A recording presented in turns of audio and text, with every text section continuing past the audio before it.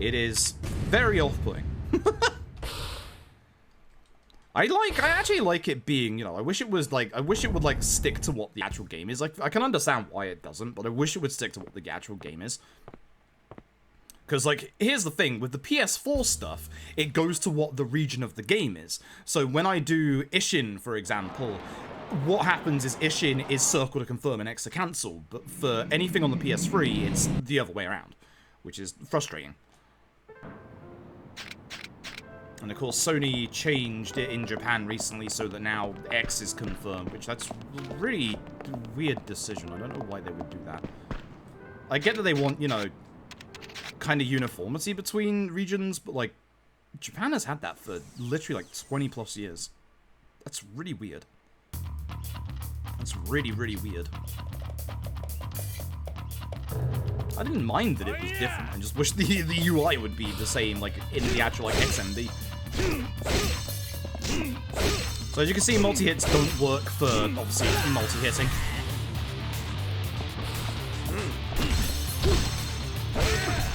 Okay. Grab the lantern. Again, I split them up behind me, which isn't great. I'm surprised that counted, but, you know, we're not going to complain. Please stop both walking behind me. Thank you.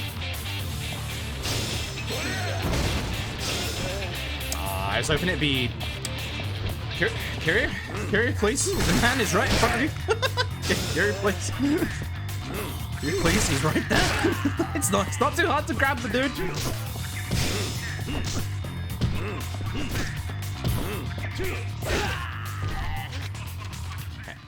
Make sure we say no to redoing the tutorial, because otherwise that is a dead run. Alright, attempt number 3. Let's see where this goes, shall we?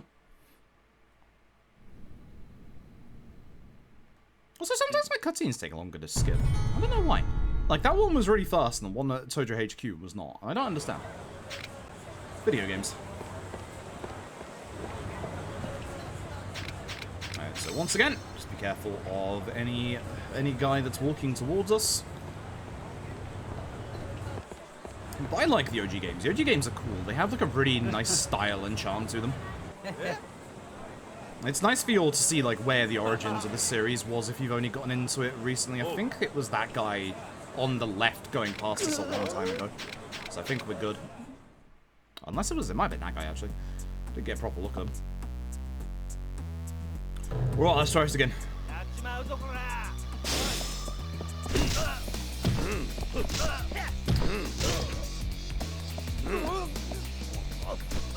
X4. Wait.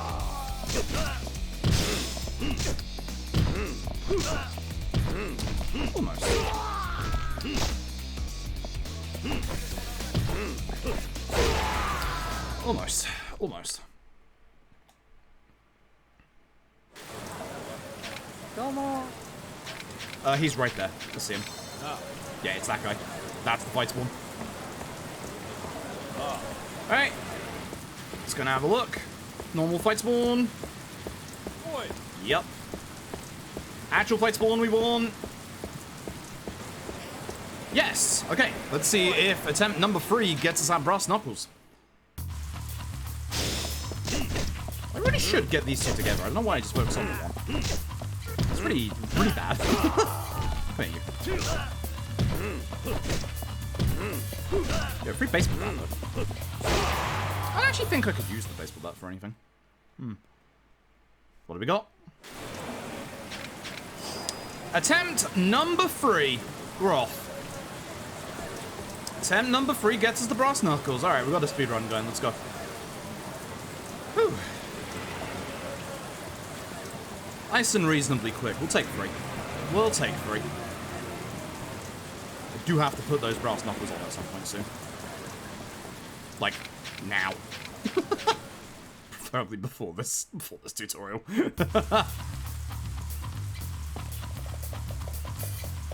actually keep forgetting what the order is in this tutorial. There's our brass knuckles. So, more importantly now, we want to make sure we never hit the circle button outside of, like, QTEs. please go backwards. Thank you, there we go.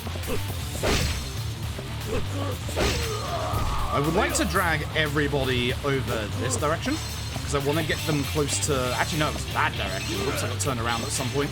We're going in my menu. This can work because of this long wall here. If I can just get them all together in a line, that would be perfect, because then they won't hopefully go too far away. You can get them together. Not like this, I won't. But essentially, you can see that the actual durability of these knuckles isn't going down, and that's because of how... Not ideal. That's because of how OG 1 and 2 work in regards to certain weapons. So the actual hits that we've got on our brass knuckles are related to the actual ability of the brass knuckles. If I press circle, I basically go into this spin attack, which gives me a good amount of like iframes, which is going to be useful later on.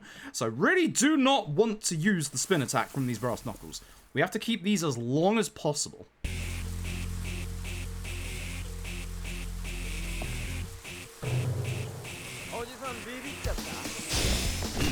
Heck the guy on the right-hand side. He likes grabbing you. I should probably have focused on him first.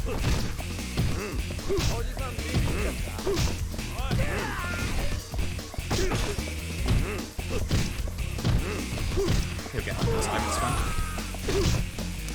I was trying to quick step to get them both into position. That wasn't good on my part. That's more like what I wanted. Basically, you want to group up enemies as much as possible in the early part. Also, Daigo's theme in OG2 fucks. Case in point. So, for Daigo, I need to buffer my gut punches at the right timing to not get his feel the heat.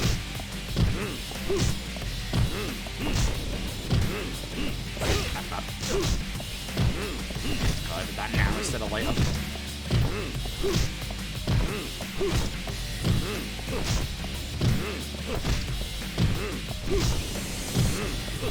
So if I drop Daigo from this combo at any point now, we're going to get his feel the heat, which will slow things down incredibly.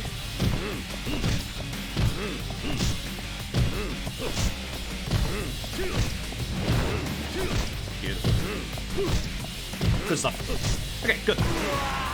Good fight. Good Daigo fight. Cool. Good. Not bad.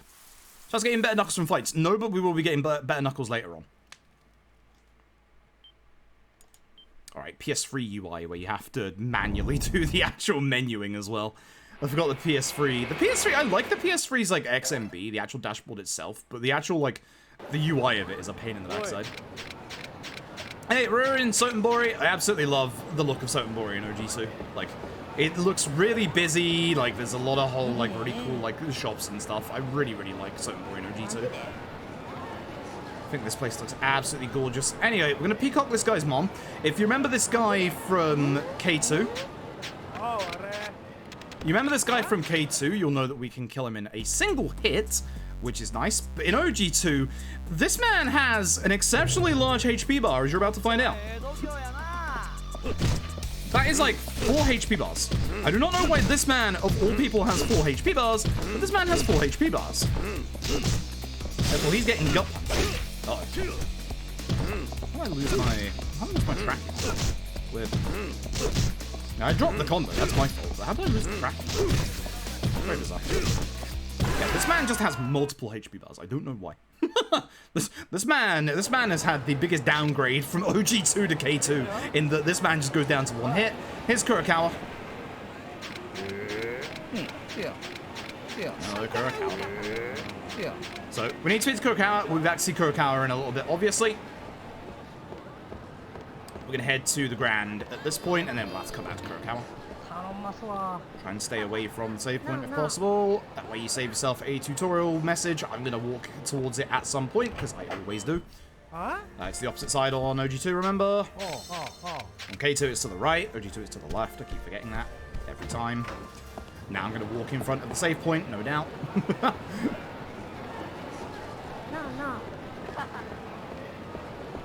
So back to Kurokawa, who's just here, if you remember. There we go. He'll get us into the top floor of the Grand, and then we're actually going to do a little bit of a different fight in the Grand. I need to actually remove my brass knuckles now. Because we're going to do something that we used to do back in the day in the very, very early K2 route, but not anymore. Not anymore, thankfully. But in OG2, it still works and it's still fast. Hey, Zan, I hope you're doing well. Okay. So, for this fight, what we're going to do is going to build up heat, and then we're going to do a specific heat move. Because every enemy here actually has a very large HP buff, so we're just going to yeet them off the side. We used to do this with one of the enemies in K2, but we figured out that actually punching is faster. Who knew? Who knew punching would be faster? But yeeting every enemy off of this balcony is what you want to do in OG2. Nice and fast. Apart from this guy who is in a very weird location. I'm not actually sure if it's going to work. It did. Okay, good. I don't know if it worked all the way down here, but yep, still works. I'm fairly certain that man landed on the stairs, but still hurts. Hey, and then that's going to be the end of this chapter. We just have to run back down to the other end of Sotenbori. I will be running on the right-hand side to try and avoid Kurokawa this time. Because I keep not avoiding Kurokawa, and it's costing me time. So I'm going to head on this side and hopefully avoid Haruka. When we come back to Sotenbori next, there's going to be a whole bunch of fight spawns in Sotenbori around here. So the way that fight spawns work in OG2 is that they're randomized in whether they spawn or not, but they'll always spawn in the same locations. So as long as, and it's the same with OG1 as well, so as long as you know where the fight spawns actually spawn, you know where to look out for them.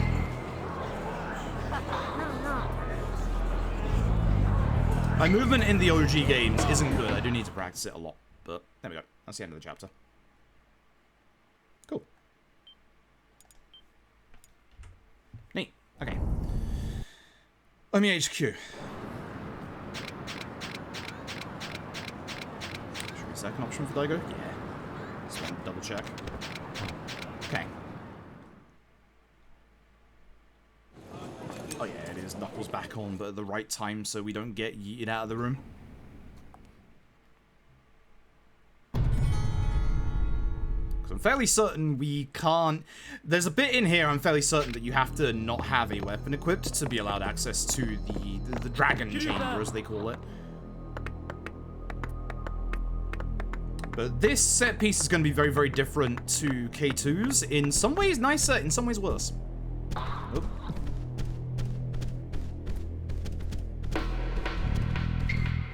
The nice thing about OG2s is you can just walk out of the front door, which is fantastic. And there's our save point. There you go. So I think it's this bit. You have to speak to these two without any weapons equipped. Now I put them back on. Let's walk on the other side and get ready to punch. Okay.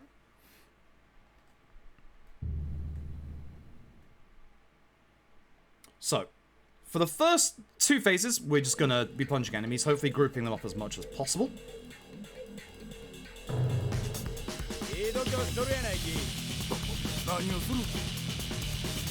Again, do love the soundtrack in OG2.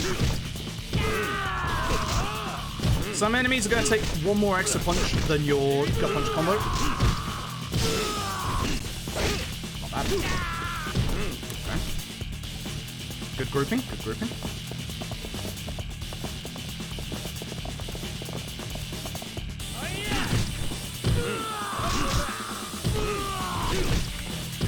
He'll get up this time. Don't worry about him. He won't. Didn't want to do the full combo, but I kind of messed up. Yeah. Alright, one extra combo than I should have done, but other than that, not too bad.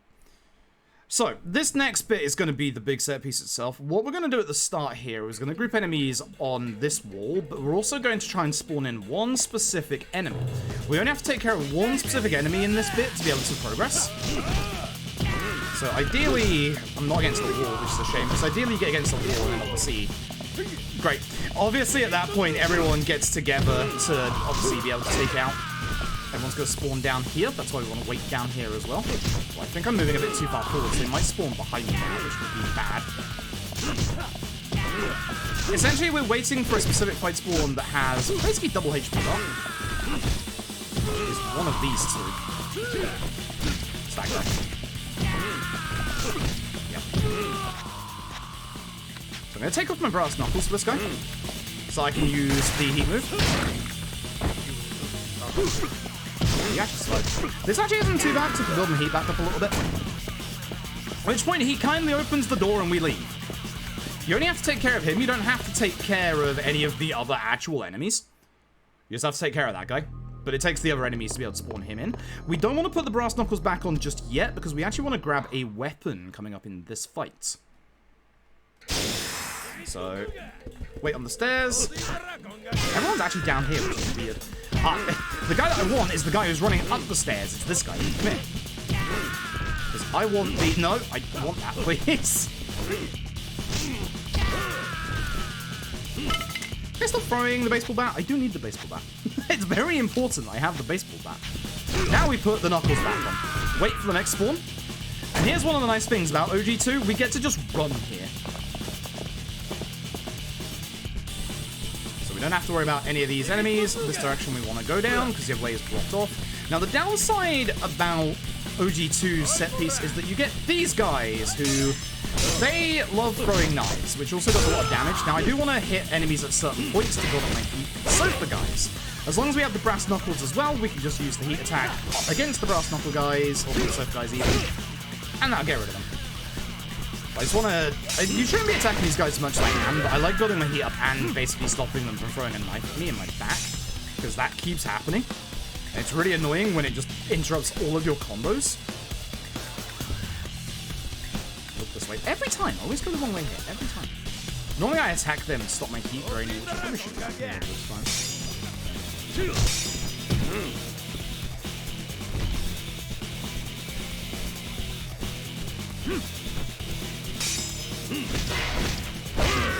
Is the room I'm thinking of? I think it is. Yeah, okay, so in this room, what we're gonna do...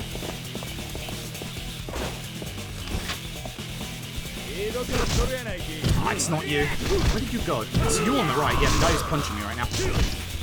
So what I want to do is want to gut punch him and then remove the knuckles. We're gonna dodge around him, grab him, get knocked down. Because what you want to do is obviously... use a heat attack on the lad. You.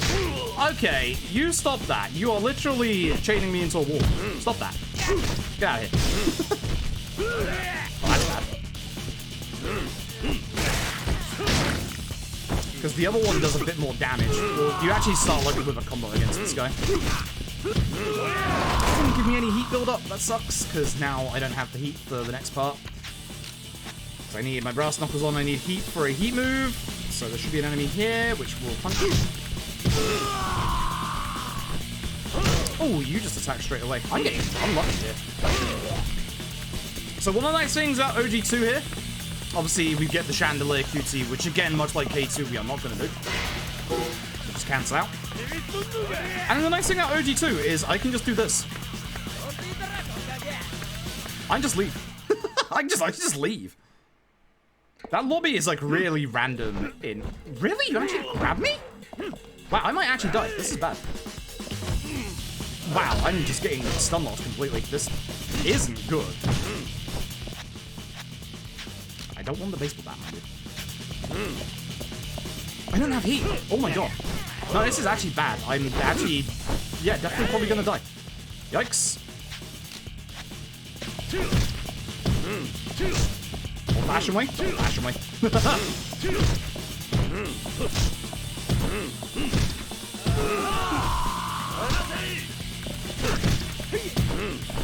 This isn't fast, but I don't die this way, which is important. Oh god, I'm gonna die. You tried to jump. I'm dead.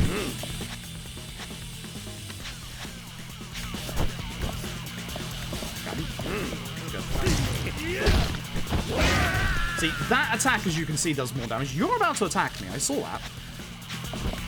Yeah, I saw that, sir. Ugh. Yeah, see, this is the problem. I don't have heat for the bat heat action. Uh-oh. I guess I start off with the 2 swings instead, then? I do have enough. But only for 1. Which, that's still a problem. Thanks, Ryuji. That's gonna mess up his HP value.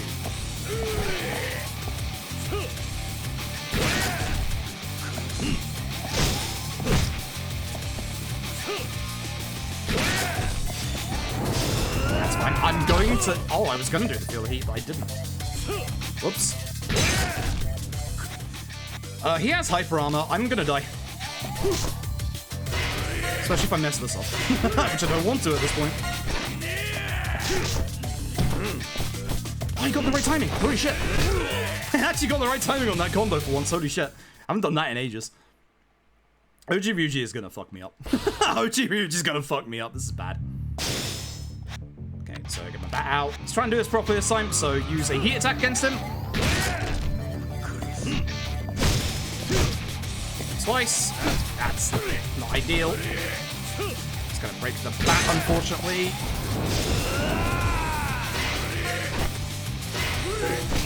Ooh, that's not good. Yep, that's really not good. Yikes. Man, OG Ryuji is just fucking up. Bad fight. Bad fight. Ouch. Not good. Not good. Not good. Not good. Not good. Not good. I'll let Ryuji just demolish me. Ouch. Hey, jab to fourth, which is very, very different to K2, but somewhat similar. Because we have another big, long shopping trip. But the nice thing about OG2 is that we actually get to do a bit of shopping early, which is good. Which is very, very good. Oh, whoops, taxi's here. I keep forgetting where the taxi is. I'm going down this way in case, yep, that guy spawns in, because he's a fight spawn. So, every time we basically start here, we want to go and taxi here to get to the bar a bit quicker. As long as I don't mess up my movement like I am. And down here.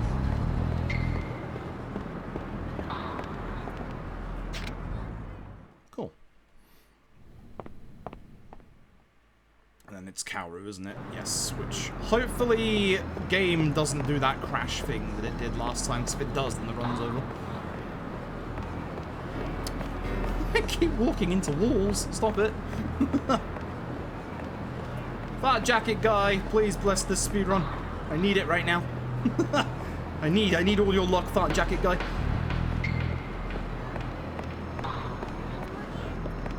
Okay, so go and grab Kaoru from the car. And then, yeah, it's his stick to the left. Cool, so. We're going to get Kaoru back to Aoi, so we're going to stick to this side of the road. Specifically because there are fight spawns and annoying NPCs that will stop you if we're on the other side of the road. Please don't break with the audio glitch, please. Thank you. I hate it every time it happens. This guy here will stop us if we're too close to him, that's why we stay here. And then we just have to be careful of the fight spawn in front of Aoi. Crash thing, I've had it happen here, Xana. Yeah, I've had that happen here. It's the exact same one, but I've had it happen here, which is bizarre. Yeah, I don't know why. It happened during one of our runs previously. It just literally like it's the one where like the camera zooms out really far, Kiryu falls through the floor, and then basically the audio glitches out. With a really nasty like audio sounding glitch. Okay, so it's, was it non-Coty, 3 stamina X6s, a Town plus, and obviously, and he's in bit. Damn it, I didn't get inside in time. Also, this Don Quixote theme gets me muted on YouTube, so I'd prefer if it didn't do that, thanks. So, one of you, 3 of you, we said 1 of you, right? Yes, 1 of you, and where are we? Sorry. Okay, slow menu. Locker key. Very important we don't forget this locker key. I need to get out of here before the actual vocals start, because it's the vocals that cause the actual DMCA, so... time to get the heck out. Hey, so now we're going to go to Club Sega. That's going to be where our next locker key is. So we're going to run up there this way. Haunting and funny, I hate the sound of when it happened. That sound is the sound that my old PC used to make whenever it crashed. So, it literally, I hate that sound so much. You can have a fear of sound, and that is one of them. There is a fight spawn in the middle. So we don't get too close to him, we are fine. And then over to Club Sega. I think I've only ever had that fight spawn not spawn in, like, once.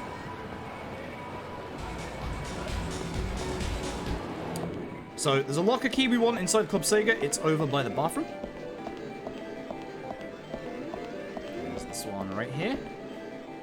Did you speak to the guy? Kiryu, please. How do you speak to the guy who's behind the locker key? How? Okay, so now we need to go to the pharmacy. There can be a fight spawn on the way here, so I'm going to be a little careful and keep an eye out as I'm running up here. It's that guy. Yeah, I'm just going to run back. Don't trust myself. You can run past him if you get a good angle to actually just go straight here, but I don't trust myself for a minute. I forgot there was a locker key there. I might have been spamming circle to get into the pharmacy. So this is the key story item that we need in this bit. In K2, you have to wait for the second phone call to be able to grab it, but in OG2, you just grab it ahead of time, which is really nice. We have one more locker key we need, which is up here. You might be able to see it on the way towards this taxi. Which is the one we want? 21 and 22, that's right. So grab ourselves this locker key. And go back to the coin lockers. So 21 and 22.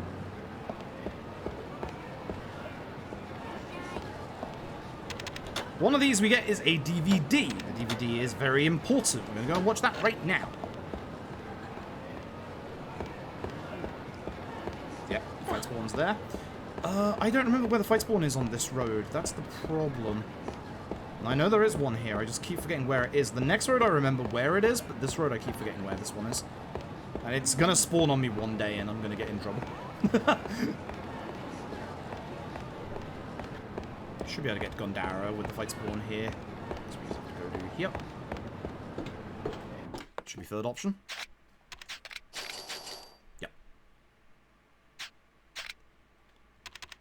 And then don't watch it again, because you did last time, idiot.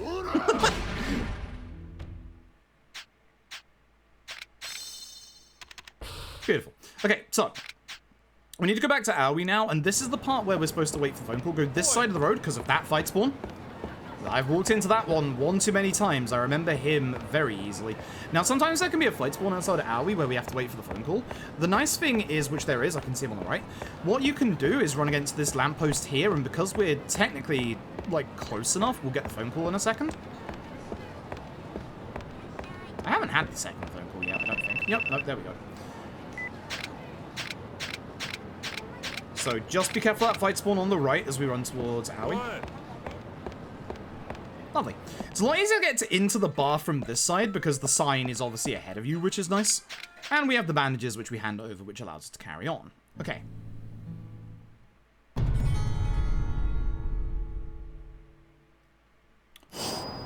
Now we're going to do something that's unique to OG2. You can't do this in K2. They removed it in K2.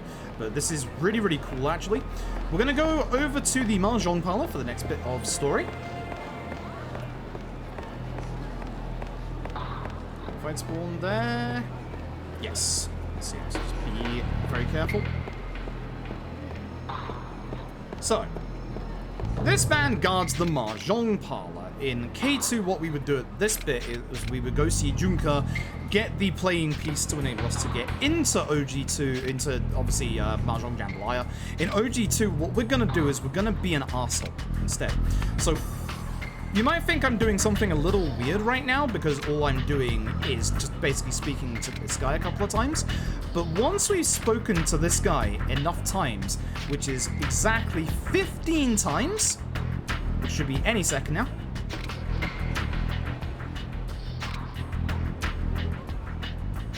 There we go. He gets mad at you, and you fight him instead. Shout out to OG2's Sotenbori fight theme. It's so fucking good. In fact, we have the knuckles on from the Ryuji fight, so it's a punch. He just gets mad, and you just go in. So, unlike K2, we don't have to go and do the Junka stuff. Instead, we just go straight in, which is really nice. But K2, we get to skip the next part of this fetch quest, whereas in OG2, we just don't have the money to do so.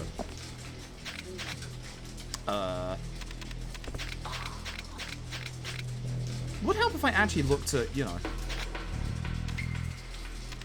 top, yeah. Would help if I actually looked at the things to say. Oh yeah, now we have to go to Kurakawa, that's right. Yeah, we gotta go to Kurakawa at this point. So, Kurakawa is thankfully in a nice part of the city. He's right next to a taxi spot, so we can go and see him. Essentially, if we had 300,000 yen, we'd be able to skip through this bit, same as K2, but we don't.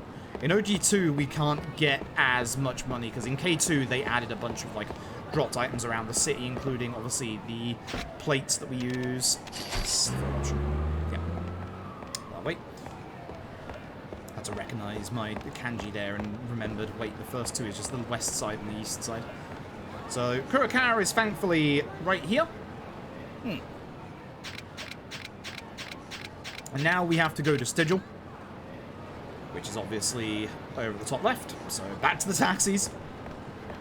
But yeah, we get to skip this in K2, but we have to do it in OG2, so it's kind of fun how K2 runs, we obviously don't do this bit, we do the first bit, but OG2 we don't do the first bit, we do this bit. It's kind of cool. It's a nice little parallel. So, run to Stigil. That's my phone. Hello, phone. Speak to the bartender. We talk to him about almonds. At which point, now we go back to Osaki. So, we're just going to run there because it's just over the bridge. Actually, I wonder if it's better to run or to taxi here. I don't actually know. I don't actually know because it's very close.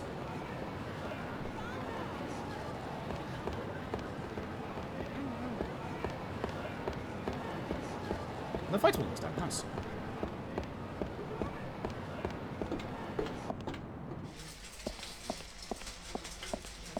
I'm stuck. I'm stuck. Not door stuck, Kiryu stuck. Okay, so now we get to this fight. So this is kind of a cool fight in OG2. It's a little hard to do. Any Mahjong Jambalaya fight in a Yakuza speedrun is frustrating. So with Osaki here, we want to push him into the corner. This damage. So when an enemy gets close, oh, that's bad. That's really bad. Thank you, guy's body. When an enemy gets close, what we want to do is we want to utilize this table. Because this table actually one-hit KOs enemies. Which is really useful for... that's a shame. For certain enemies. Then obviously we'll gut punch the rest. I'm here, Osaki. So I know you're on 1 HP. Oh, I wasn't expecting that to actually connect. Not the best. That's a bit of a shame, but... Essentially, yeah, you basically want to get the enemies kind of grouped up around that table, and then you kick the table like that, and you basically are able to, like, one-hit kill most of them, which is nice. Then, obviously, for Osaki, we just take care of Osaki. So, once again, we gotta go back to Bar Aoi to finish off the chapter. So, we're gonna go this way, and then we're gonna stick again to the left-hand side of the road here because of the potential fight spawn.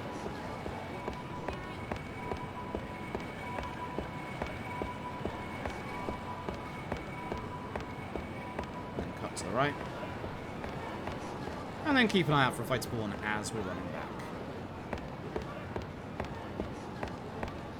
Which isn't there. Cool. Cool. And that's that. Okay, so I'm going to save a little bit of time. Still not that great of a chapter 4, to be honest, but pretty good. I'll take that time save. I'm happy to take that time save. Chapter 5? Tojo HQ. That's right. So... we're going to go to Tojo HQ. The nice thing about the OG Yakuza games is that when you leave town, it's always the bottom option in the taxi list. Really nice. Really, really nice. Look at young Kashiwagi here. Look at him. Okay, so let's head on out. And again, the nice thing is, even though we've got the story bits later on, we already have the items for the story bit, so we don't have to worry too much about those. So, yep, we're going to head on down to the taxi. There's only 3 taxis available in the OG games and Yakuza 3. Thankfully, the later Yakuza games gave us a plethora of attack options. That guy we just pushed past was a fight spawn. That's why you stick rigidly to that line there. We're going to avoid a sub-story down here, which is Suinaga of the Orphanage.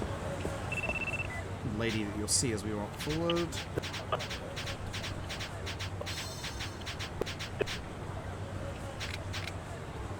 So avoid her. Front. And bombs. Always bombs. Just remember that. Alright, Scanderwater and Kien Dagger, that's right.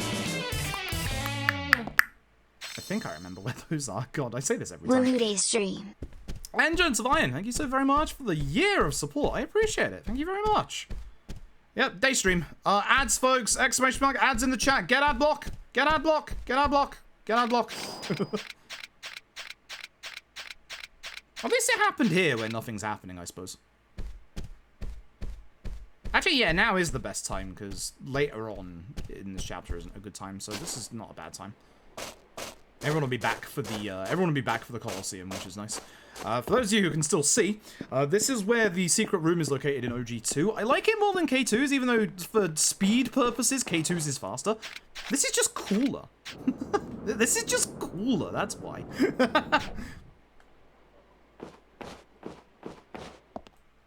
So the items I want should be you. And you. Should be the dagger and the Scanderwater. If not, we'll find out in about an hour's time when the run dies. We definitely got one of the right items, because one of them is a story item. And it is pointing me in the right direction, at least.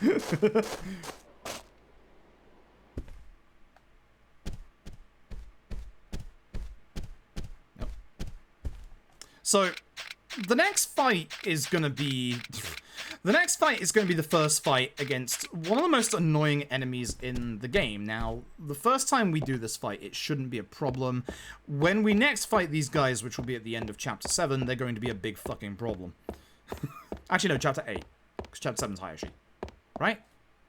7's Hayashi, right? Yeah. No, wait, Chapter 8's Hayashi. Yeah, that's the chapter. Yeah.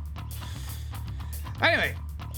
This is an assassin sent here to Tojo HQ. He has a gun. Any enemy with a gun is a problem because they do a lot of damage, but also they have literally the highest speed in the fucking game. If I let this guy out of my combo, he's going to start running around, and he's not going to stop. Well, he will stop, but he'll be stopped to shoot me, essentially, which... Great!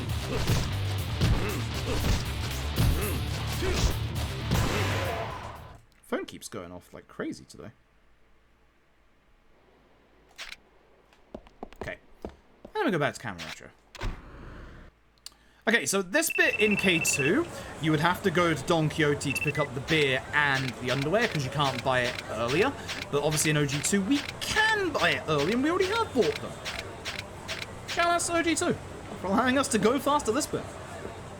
So it's kind of nice in that like there's different parallels between like things you can do early in OG2 and things you can do early in K2. It's nice differences. Just wanted to move to the right there because I know there's a fight spawn there in OG1. I can't remember if there's one there in OG2. I would assume so. I can't remember. I'm just gonna play it safe. Okay. Purgatory, where we have to dodge the guy that wants to speak to me for the rest of the run. Which I keep forgetting about, so no doubt he's going to speak to me. No doubt this man's about to speak to me and end my entire speedrun. We have to be careful later on around the back here, not just yet. But essentially there's going to be a sub-story around the back of Serena that in K2 is unavoidable, but is very, very avoidable in OG2. Again, nice little difference and a nice change. Well, not a nice change for K2, I should say. But a nice change for this run. Should be the second option for the taxi here. No, it's first. Oops. This is why I have the notes next to me. Again, avoid Suinaga and... Right, avoid this guy. Leave me alone. Leave me alone! Piss off! Leave me alone! Every time he almost gets me, that guy, I hate him. 47 kilometers an hour! Jeez. They are very fast. You'll see how fast the gun guys are when we get there to Shangri-La, unfortunately. They are exceptionally fast. Which is really annoying because the Shangri-La fight with the gun guys is frustrating. It's one of the harder fights in the run, which you wouldn't think that, you know, a fight against normal enemies would be that hard. Yeah, it is. Yeah, it is. There's a lot of weirdly hard fights in OG2 speedrun. Same with OG1, actually. Like, OG1 and 2 are genuinely hard speedruns. They're really cool, but they're actually hard speedruns. Which actually is kind of nice, because there's a lot of Yakuza runs that aren't... In terms of, like, pure game difficulty, we're talking here, not, like, speedrun difficulty-wise, but in pure, like, terms of, like, game difficulty, they're not, like, too hard. But OG1 and OG2, in terms of game difficulty, are actually genuinely kind of hard. Which is nice. Should be bottom option for Majima and this lad. So, for the Coliseum, we can't take our own weapons in, but we do get given a set of brass knuckles. I think these are... I don't know if these are the ogre knuckles or not, or if they're just normal brass knuckles. But essentially, we got a set of special knuckles, and we're going to use them against all the bosses. So, we're going to alternate gut punches, and that's one extra input. That's a mistake on my part.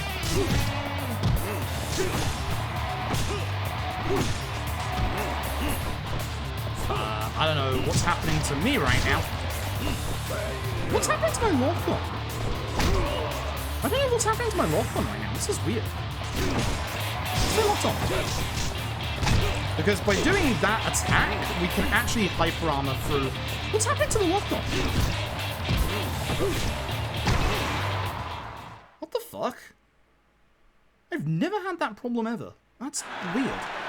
Spectre Vicarian, thank you for the 10 months, I appreciate it. That's so weird. I've never had that lock-on problem before. Alright. For Gary, it's nice and simple. Much nicer than the Gary fight in OG1, where we're just going to be spamming gut punches to get through, obviously, his attack there with the right timing. So the nice thing about this attack is it does have iframes. Not a hell of a lot of them, but it has enough. Now, with Gary, as long as we do this correctly, we should come out of this fight with full heat, which is important for our last fight. If done correctly, this fight should be rather easy. If done correctly, aka don't get hit at the start of the fight. Which I've been getting hit at the start of this fight a lot.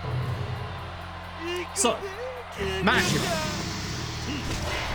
Heat attack. Do not do any of the inputs. Heat attack. Again, don't do any of the inputs. Heat attack. Like you can see where this is going.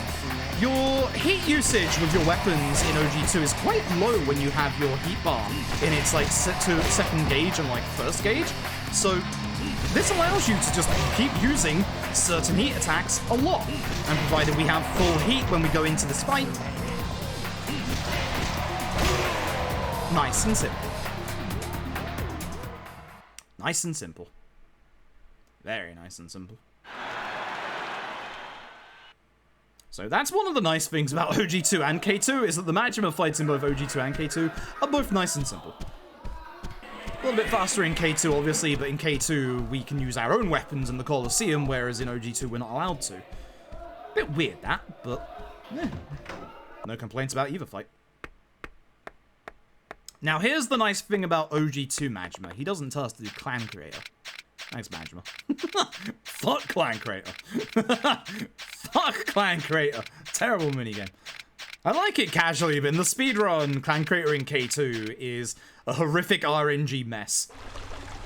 A very horrific RNG mess. In 6, it's nicer. In 6, it's a lot nicer to deal with in the speedrun, but in K2, K2's Clan Creator in the speedrun is an absolute RNG mess, and it's horrible. Just randomly lose a good 10 seconds because one of your guys decided not to punch the enemy that's running by. Appreciate that. Thank you.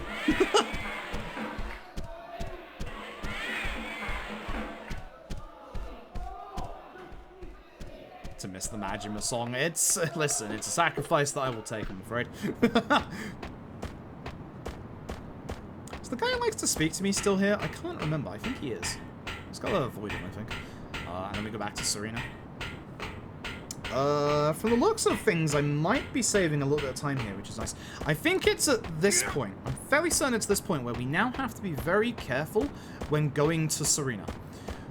At this point, or it's either this point or the next chapter, where a specific sub-story... There he is! No! He got me.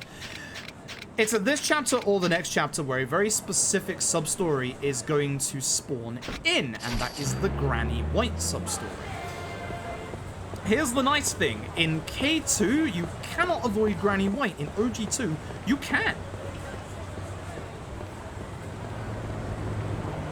Again, shout out to the game's differences for their speedruns. It's really nice.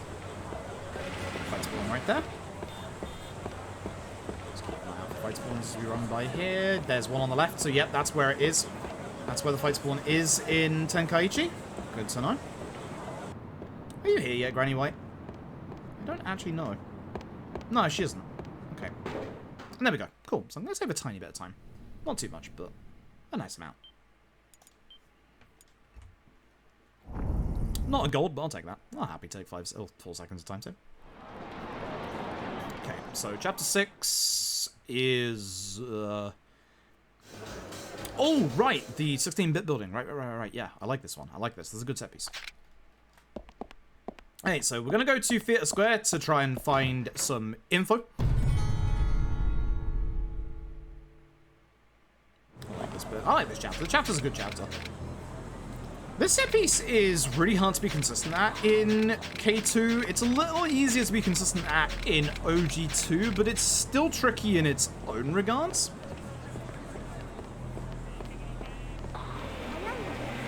Brass Knuckle fight is not spawned in. We don't need it again, but it's always fun to see whether the Brass Knuckle guy spawns in every time we go past this street.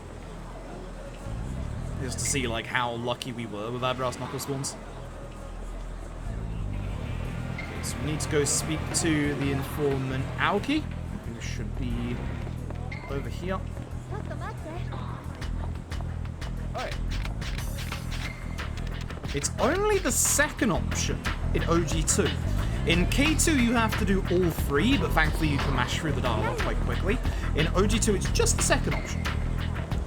There are fight spawns on this road. I don't remember where they are. Same here, but I know where most of them are in the danger spots on this road, thankfully. First, yep, taxi first here. Oh, no, wait, no. I need to do something very specific in this fight.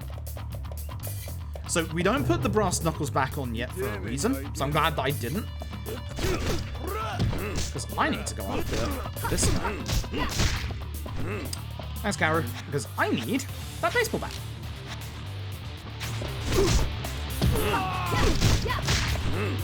Karu, I wish you would stop. You deal with him, I'll deal with this guy. No? Okay, thanks. Karu, please? Karu, please? You were aggressively hitting them earlier. Please keep hitting. Please keep hitting that one. Actually, I think this is this a fight where you don't actually put the brass knuckles back on? Because of the heat attacks in the next fight? I might be wrong with putting the brass knuckles back on here, actually. I think I might be wrong. I think I might be very wrong. Whoops. Markswan, thank you very much for the Prime Gaming for 2 months. Hopefully you're having a good day today. And so we're going to go to this fight down here.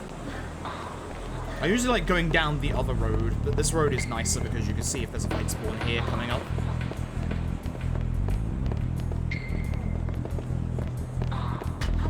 Yeah, I might be wrong with the, I might be wrong. I think that's a fight spawn right there. I might be wrong with the brass knuckles. Because we need to hit both of these guys with a heat attack. So I think I am wrong. So we need to take care of both the 16-bit brothers here to make sure that the enemies stop spawning in. So I'm going to do a little bit of heat build-up with this guy and then drag him, hopefully, to the pole that you can see on the right here. Oh, it's squared 4. Shit. For some reason I thought it was X. I got the wrong heat attack. Ah, shoot.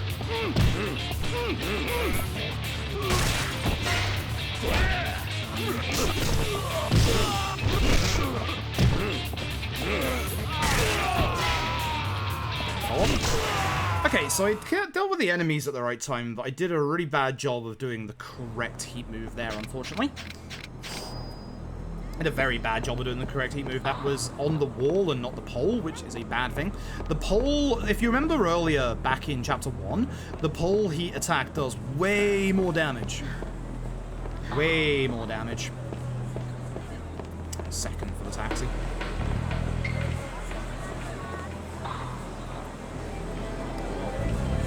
Never mind. Never mind. But now we put the knuckles back on. But there's also something else I need to do.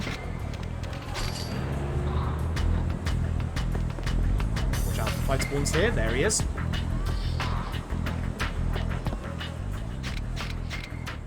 Okay. Do not, under any circumstances, what we're going to do here is forget to do the thing that we need to do. So go into our inventory, put on the knuckles, and more importantly, time to level up for the first time. We're going to try and get as many level ups in the first track as we can. I am at 27 EXP, so I have just the correct amount that I need at this point. We get a couple of upgrades here, including Essence of Finishing, which, as you all know, Essence of Finishing is really good. And this way, we also get a couple of extra things which help out as well. That one's supposed to be pretty good, but I forget what that is. Extra dodge the box. And here is our first encounter with the man in black. So, make sure we start gut punching a couple of times. Oh, I'm in a nice corner, actually. Hey. Usually this guy goes all the way across the room, so I'm actually happy with this. Not bad. So this is going to look a little different to K2. Also, have a good day, Meth Man. Oh, it turned me around, I forgot. So we can't actually go up the stairs just yet, so what we're going to do is going to go down this corridor, at which point... Big explosion, he runs off, and we run back the other way. Because now we can carry on going this way. So it's going to, again, look a little different to K2 because there's a good couple of corridors here that we can just skip. In K2, we have to do a couple of these corridors. Actually, we have to do most of these corridors. But OG2, you can skip the vast majority of this, which is really nice. This is Gun Corridor, which is really cool in K2 and how we deal with it. But in OG2, ow, we just go. We ignore the man and his gun. And this makes a little more sense with the Man in Black's reintroduction here, rather than K2. It just does this, rather than drop kicks through like a third floor window. So we're gonna bring him down here specifically, because by doing this, it's gonna make it so we don't get one long QTE at the end of this fight. Or not QTE, cutscene. So we keep him down here and don't go towards the windows.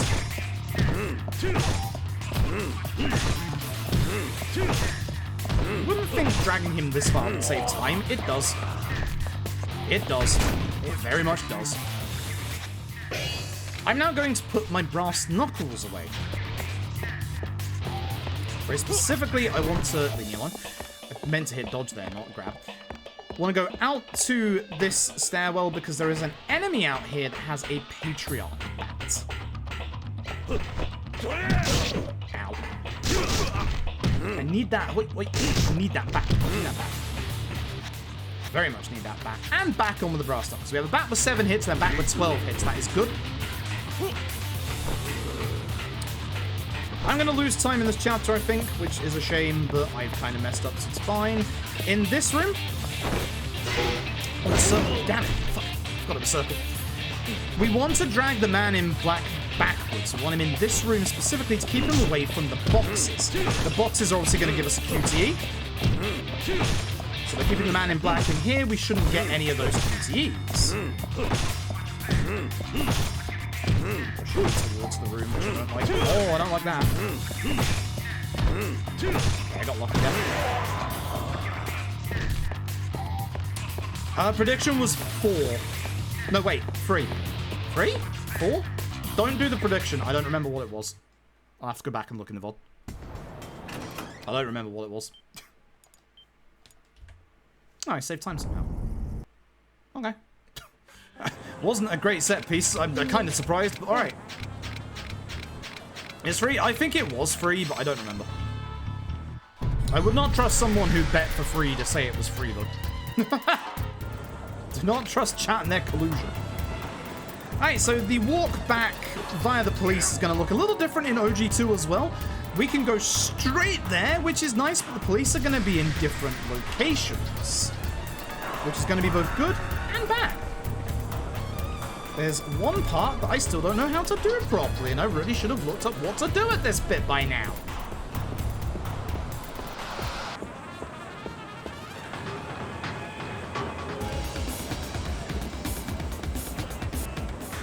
Yeah, it's this guy. I wonder if I could just run there. Because you just have to get there. But I always walk into that guy. Every single time. I should really know what to do there at this point. Bottom option to date, much like K2. I really should have looked up what to do there at this point. I really have not, and I really need to.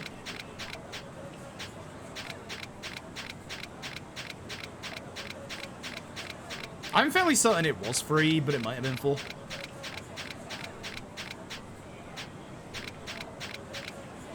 It was nice and early, at least. It was very nice and early, at least. But I don't remember if it was free or full.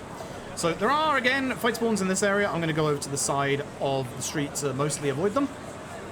There's usually one in the middle. You can kind of see them walk towards camera in a second. There he is.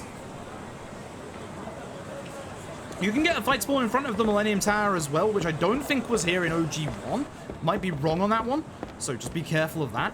This guy's a fight spawn right here, but if we go this way, we can avoid him. On the way back, avoiding that guy is a lot harder. Hey, Zephyr. Yakuza's been going well lately. I'm going the wrong way. I always go the wrong way here every time. So I have to be careful and just make sure that that guy hasn't spawned here again. If he has, I have to do a little bit of an extra movement to avoid him on the way back. Which he hasn't. Good. I always do that instinctively just in case. Essentially, to get away from him on the way back, you have to, like, go via the other screen to get enough distance to get away from him. It's kind of frustrating, actually. He's a really annoying fight spawn. He's not, like, the worst one in the game, but he's really, really annoying. And the worst one in the game is going to come in Chapter 11, where it's very, very hard to get past them, and somehow I did the other day. This fight coming up is kind of annoying. There's no real amazing way of dealing with these two, so what we want to do is get them in the same gut punch combo. So what we're going to do is run over to this part of the room and hope they both get over here. Hope I can get past them to keep them in this corner. Ooh, please. And then gut punch. Please. Really?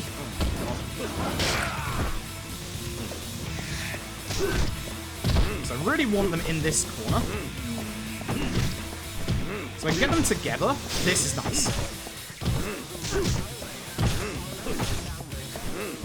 I missed him, that's bad. Really? Hitboxes.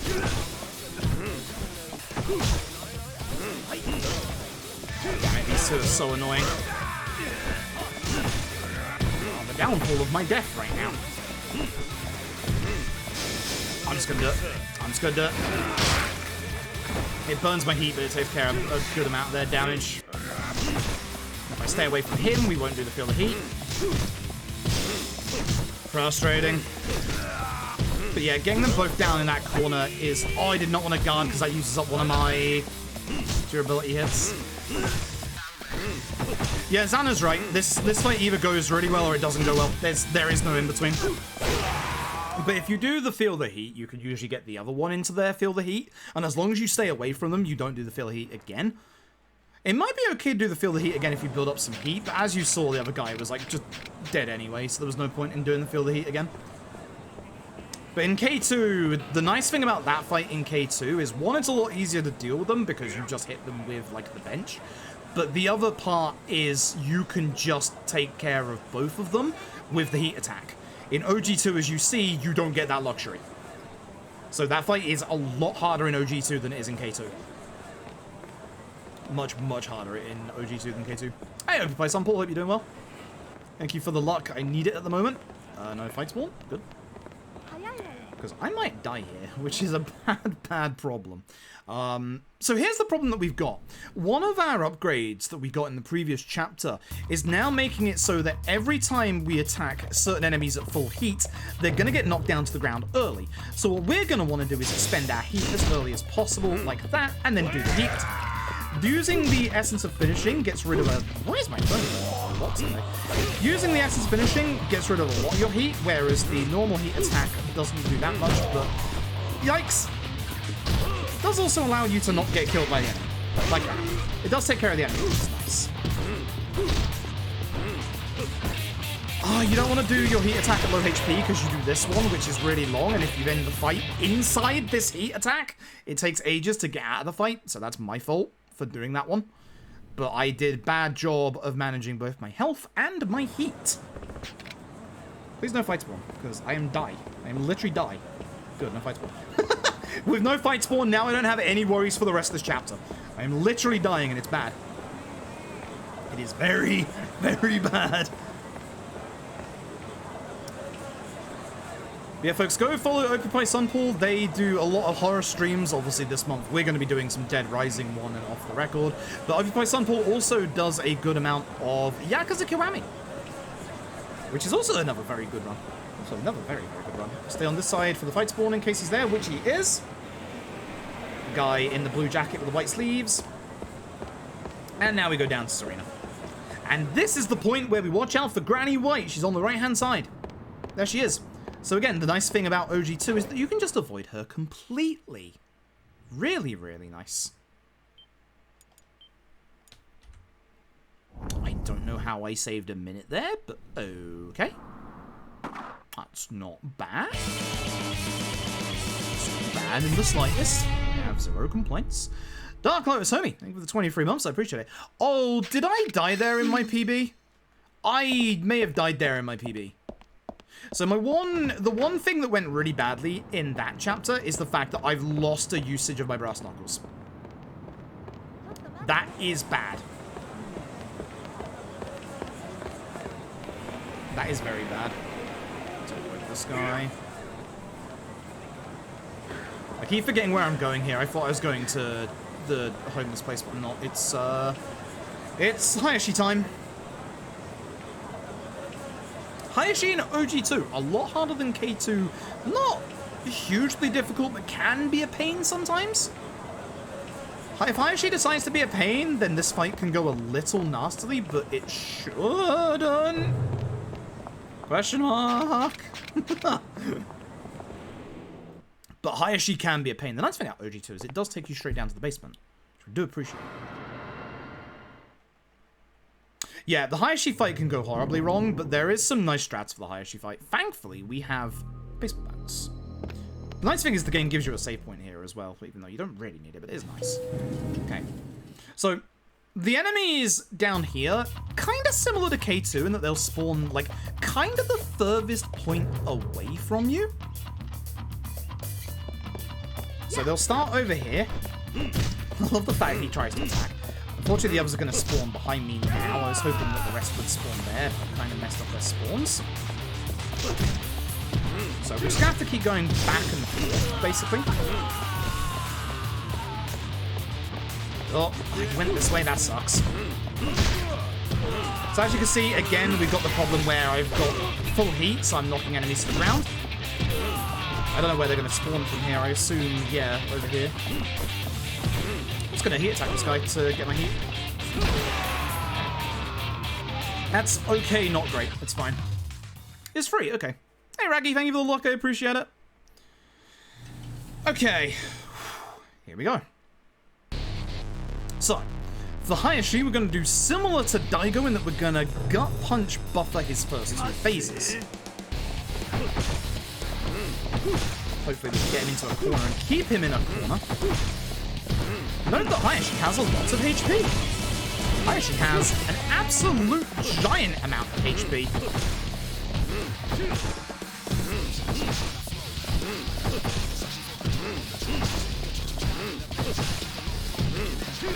I don't like him being on this side, but I'm happy he's on the side of this part of the fight and not later.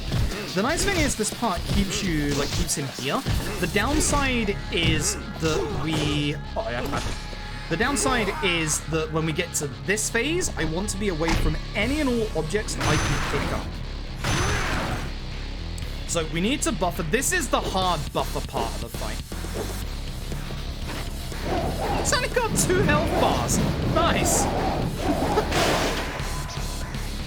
For those that are wondering as well, because we do this run on normal and same with OG1, the reason is that Easy is only available on the original PS2 versions. I hate crashing. Easy is only available if you die multiple times on the original versions.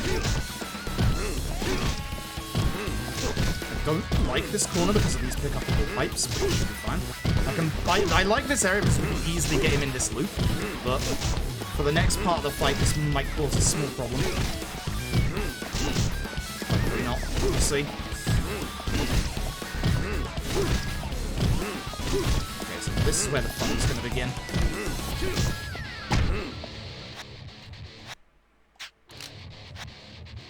Bat heat attack. Nope, that's what we don't want. That's what I was worried about. Bat heat attack 2. Stamina XX. Bat heat attack. Bat heat attack. Action, please. Strong attack. Damn it, I didn't get it off for the heat in time. That's a shame. I don't know if the damage is going to be enough now. It should be, but I'm upset that that happened. I wanted to hit him once so I didn't have to do the feel the heat spam. At which point, goodbye Hayashi. Almost. I'll just finish him with Knuckles at this point. Messed up the end of the fight, but the rest of the fight wasn't too bad. Yeah, the rest of the fight wasn't too bad. The end of the fight was bad, but the rest of the fight wasn't too bad. I'm okay with that. I'm okay with that, because you want to have... The problem that I had in that fight is that I guarded. So, this is the same problem as with the Brass Knuckles, in that if you guard, you lose the durability of the weapon. What happened was I didn't have enough durability to do 2 normal attacks at the end of the fight, if I'd have done the fight correctly up until that point. So I wouldn't have had enough bat durability to be able to finish him off the good way anyway, but that was good enough. I'm happy with that. That was definitely better than PB. Unfortunately, the nastiest part of this entire chapter is yet to happen. It is coming up in this set piece. It's the very last fight here. It's very frustrating.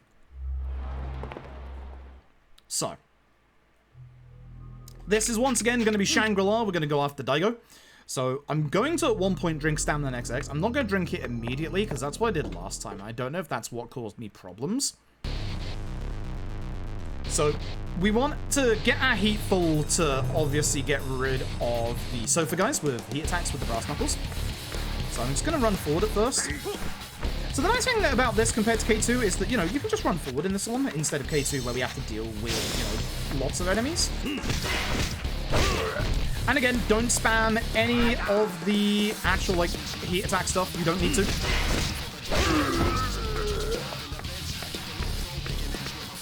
God, I love OG2 soundtrack. It's so good.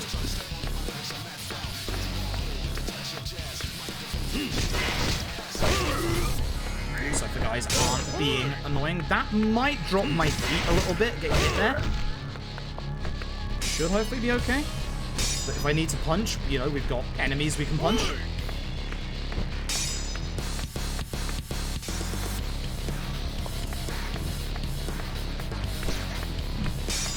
Please, I should have turned the camera. I need to punch these guys very briefly. As you can see, there's a surf guy coming up. I'll take that for safety. I managed to iframe through that with that kick. Are you kidding me? That's surprising.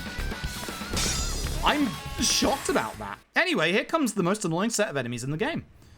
Fuck these enemies. Here's a tip for this fight. Kill the fucking gun guys. Good luck. Good luck. Damn, the other guy ran away. Oh, stay there. What is he doing? Stop, knife guy. I need to get the gun guys. Yeah, you go on the ground.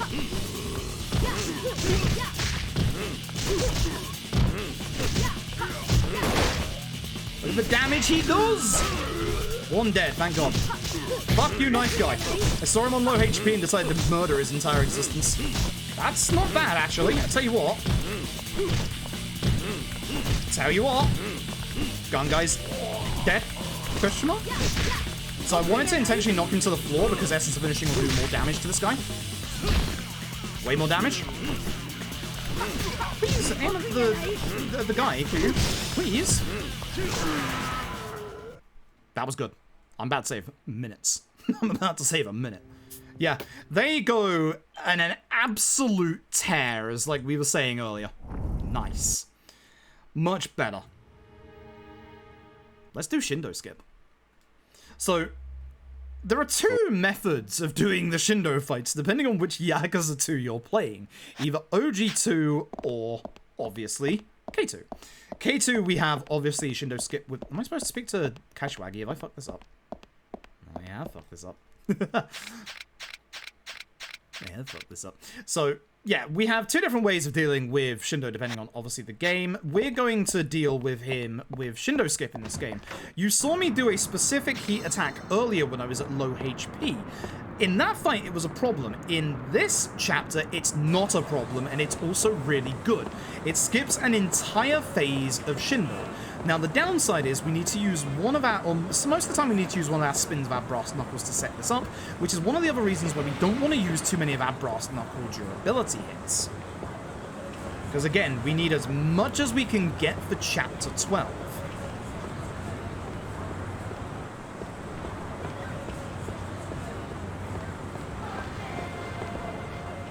Once again, any place out of town is a bottom option.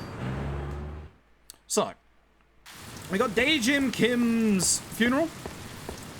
Daejim Kim. Sorry, Terror. A little early there.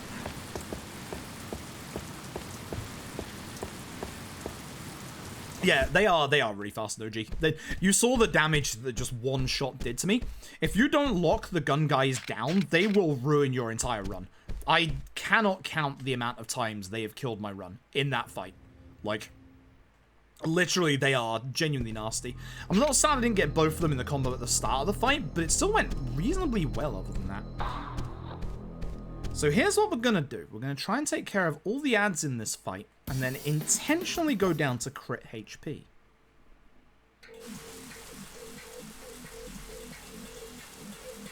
So Daigo will hopefully get his attention. Once again, much like K2, that man is exceptionally aggressive. Daigo, please get his attention while I deal with the ads. I don't mind him hitting me here because I do need to, you know, actually get my HP down, but I do want to take care of the ads first to make this a little easier. And a little safer. Because we are about to do some dumb strats. Would you stop, my dude? No, if Daigo's not going to get his attention, I might just go deal with him myself. Okay, Daigo, deal with the man. Thank you.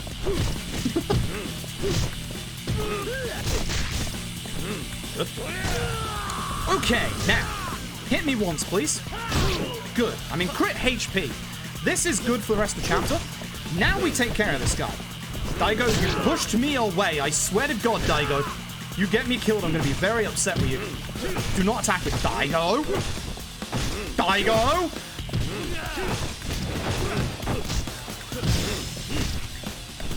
Daigo Dojima. Daigo fucking Dojima. Daigo fucking Dojima.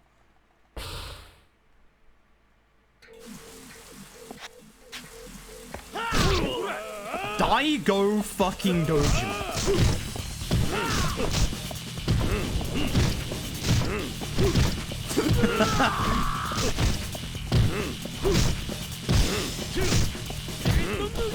I am so bad. Come here, you. Hey, that's what I was... I'm holding backwards. Game. I'm gonna lower his HP a little bit before I get him to get me to crit HP. That's what I usually do to make it a little safer. Daigo fucking Dojima. Come on.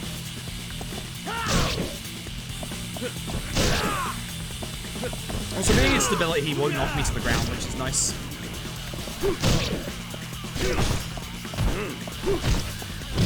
Hit me once.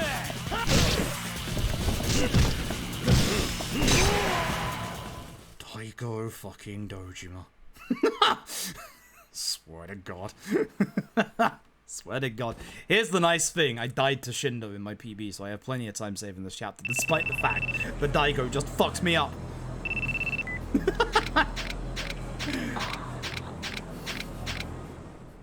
Daigo fucking Dojima, I swear. Alright, so, you know the drill. We gotta go to the Millennium Tower to get the Majima spawn, so Nakamichi.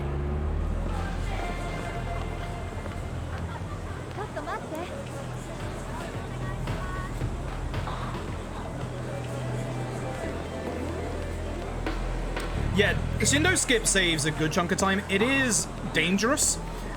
There is a potential point in the fight where I need to hope that my iframes of my combo come into play.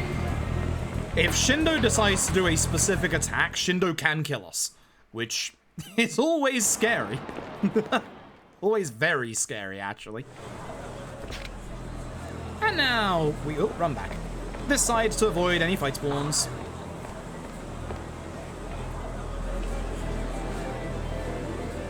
Daigo Doji. Thank you, Daigo Doji. Again, any taxi out of town is the bottom option. Okay, so the nice thing about this set piece, rather than K2's, is that you can't soft lock here. Unlike K2, that you can. Also, this set piece is a little nicer than K2's in terms of speed. Reason being this.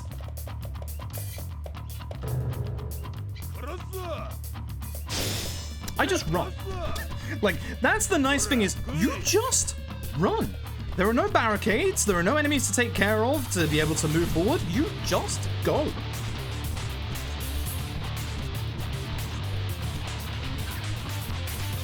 And because of our upgrades earlier, we are gaining our heat. I don't level here, do I? No, I don't.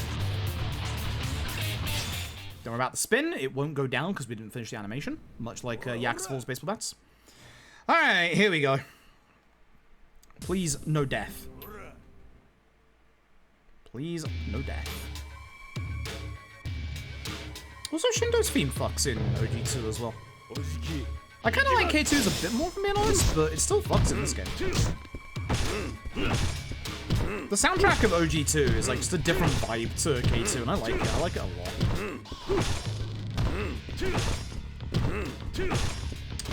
You're gonna see me use a lot of gut punches for a little while. Don't worry about it. Phase 2. Right, remember we're close to him at the start of this phase. Away, Shindo. So move down and toward the camera. So this is the phase I'm a little worried about him doing a specific move in.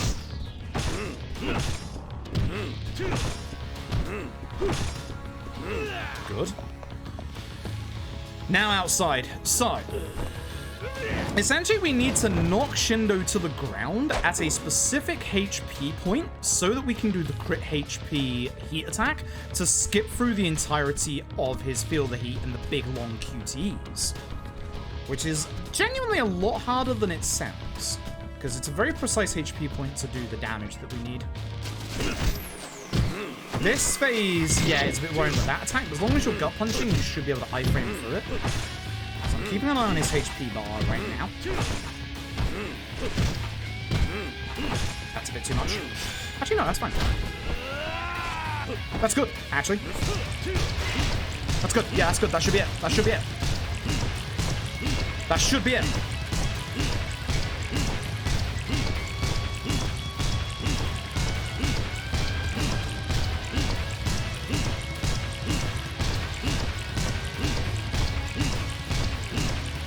Smash. Smash hurts my arm.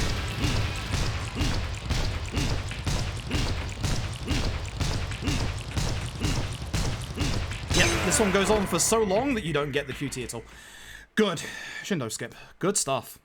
So, other than Daigo fucking... Look at my gold split here, look. God damn you, Daigo fucking Dojima. You jackass. You absolute jackass. I can save a literal minute here. Like, goddamn. Thanks, Daigo. Thanks, Daigo. But yeah, that's the Shindo skip for OG2. It's really cool. It's really, really cool. Makes use of that heat move, which we don't get to use that heat move that much in any of the Yakuza games. So using it here to get through, like, the really long QT is actually really smart. Really, really smart. And cool. Oh, by the way, press square. Haha. It's always square. No, you don't kill me. That's bad. That's not the one I want. It's fine. It's fine. It's fine. It's fine. It's fine. I brought it back. It's fine. I'm not dead. It's fine. It's okay. It's fine. Don't worry about it. I didn't mess up. It's fine. No one saw that. It's fine. I'm not dead. Therefore, it counts. I can save so much time in that chapter. I can save another minute. Damn it. I was not Xana, no. I love the, for those who don't know, in OG1, with the Akai brothers fight, what you can actually do, alright, Millennium Square, I keep forgetting. Not Millennium Square, Theatre Square, that's the one. For those who don't know, in OG1, we actually have a really cool strategy for one boss that sends them out of bounds.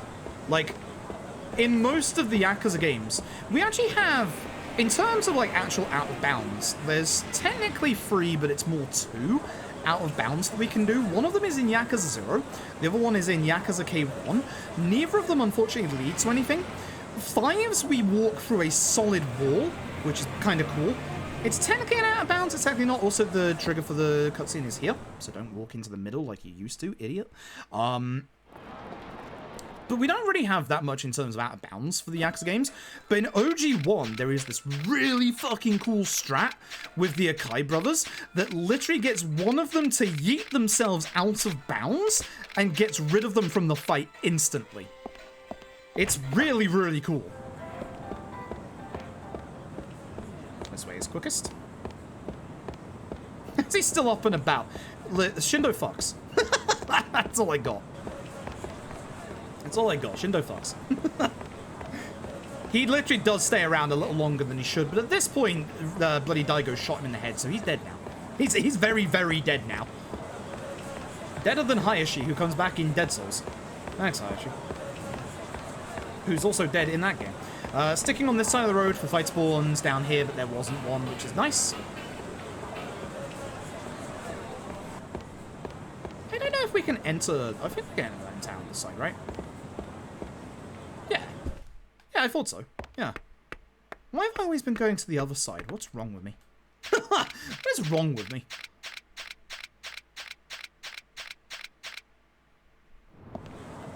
And we run back. Oh, I keep doing this every time. Like, I keep thinking it's the Dragon Engine where you can yeet yourself off the side, but you can't. So one of the things I do like in the Dragon Engine is that the actual movement in the Dragon Engine is really nice for traversing, like, Kamurocho and stuff. Being able to, like, jump over barricades and stuff like that is really nice. And you don't get stuck on objects as much as you do the engine pre-Dragon Engine, like the 0.5 engine, which is really nice. That engine does not want you getting close to walls, but the Dragon Engine is just like, ah, yeah, you can get close if you want. Which is really nice. Not the very end. This is not K2. Thank you.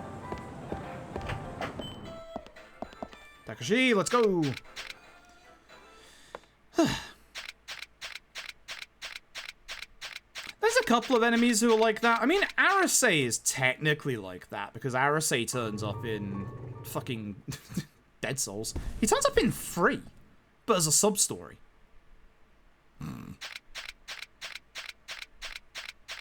Does he turn up? He doesn't turn up in 4 as a sub-story. He turns up in 3 as a sub-story.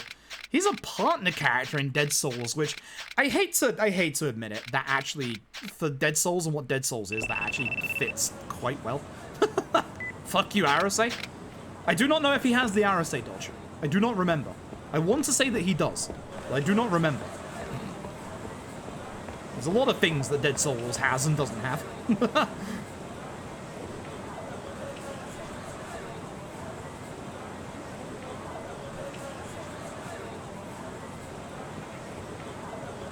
really, Podge That's interesting. Huh. I assume it ended the fight in your favor and didn't just kill you. I'll have to put the feelers out in the speedrun Discord for that. With that, Asomia 1 fight is pretty fast, so we'd have to get it like consistently fast if that is a thing. I assume you were playing the PC version, right? Which version of the game did that happen in? I mean, I assume it would work in every version of the game, but you never know. PS4. Could be lower frame rate, actually. Anyway, the usual. Taxi over here. This way in case there's a fight spawn, which there isn't this time. Also, if you've never seen an OG2 run before, or specifically you've never seen OG2, I should say, there's going to be a really cool bit in the next chapter that you're not going to have ever seen before if you've only ever played K2. You might remember a bunch of people moaning and whining that, like, a big thing got cut from K2, from OG2. You're going to see that. It's not, like, super huge, and I do think it is missed, because I really like the area, but it's not, like, a super massive, giant thing. Well, I mean, technically it is. What am I doing? What the fuck am I doing? Go to Stigil. Go to Stigil! Gotta go down Stigil. I'm supposed to walk to Stigil! What? That's a fight spawn! Leave me alone! I'm supposed to walk! This is slower. God damn it. I fucked up.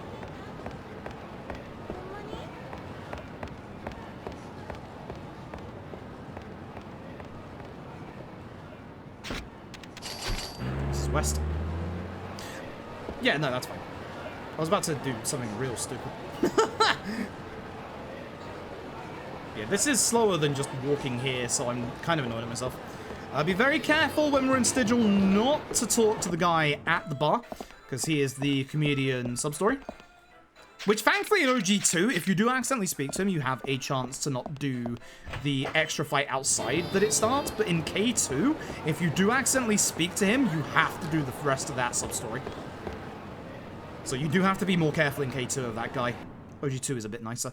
This fight, ideally I don't use my spins because I'm already down a little bit on my durability, but if I'm about to get hit with these tasers, I can use a spin to give me iframes to get out of being attacked. But ideally I don't use it in this fight because I need at least 2 or 3 hits left on the knuckles. Come here, jackass.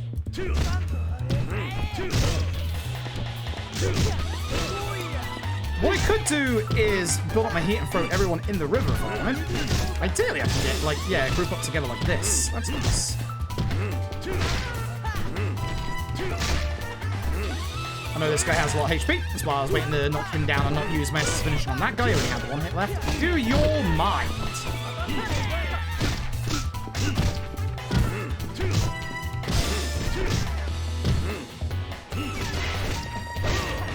My heat management is not good so far in this run, if I'm being honest.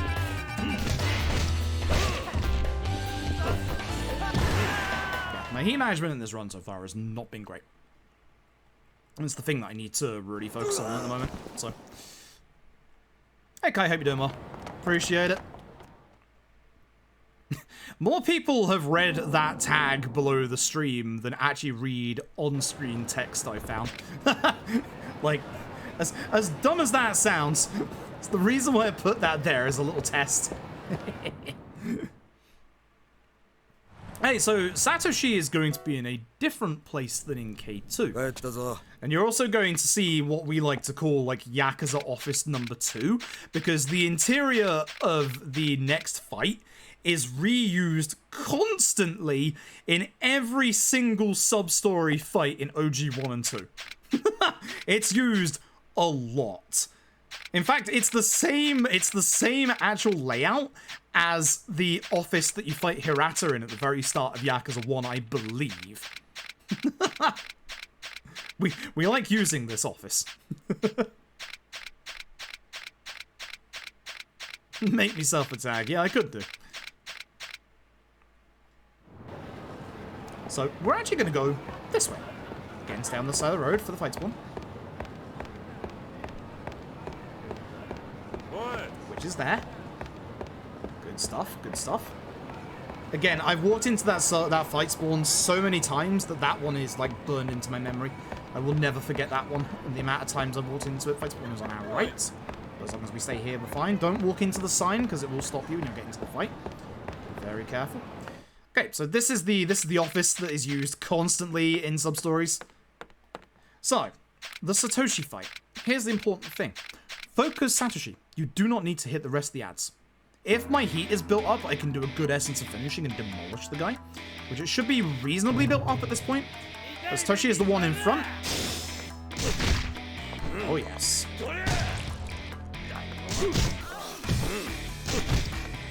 Again, OG2 soundtrack just fucks. I should just attack. Why didn't I attack? Why did I do a slow end to that fight? What is wrong with me? Why did I do that? So, because I used a heat attack to end the fight instead of, you know, punched him once, not only was that slower in terms of, like, attacks to do, but because I was in the middle of that long heat attack, you have to wait for the animation to finish for the fight to end, instead of being able to skip it, unlike, you know, every other fight that we've done so far. That was really stupid on my part. I don't know why I did that. I intentionally lost, like, 10 seconds there. That was really, really stupid. I was going to lose time here anyway because my fights weren't that great, but I just lost like an extra bunch of time for no reason. That was really, really stupid on my part. I do not know why I did that. Anyway.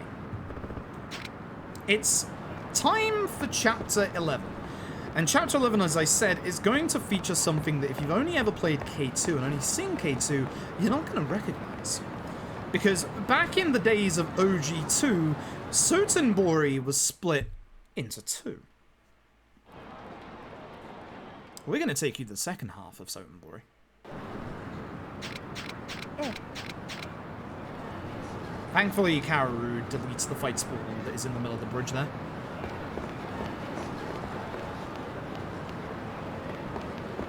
So we're going to run over to the taxi, and we're going to get taken to a place whose name I completely butcher every time, which is Shinseicho. I definitely butcher that pronunciation, I apologize. So, it's a small little area. There's not much here. Of note, there is Shogi, which, of note, because we have to go and play Shogi to actually progress the story in OG2. Thankfully, in K2, they changed it to a puzzle, but in OG2, we actually have to play Shogi. Now, the nice thing is, we can cheat. That lady on the right is a sub-story, that's why I'm avoiding her. And the worst fight spawn to avoid in the entire game is in this chapter. It's actually coming up right here. It's not spawned in this time, but it's not a problem here. So.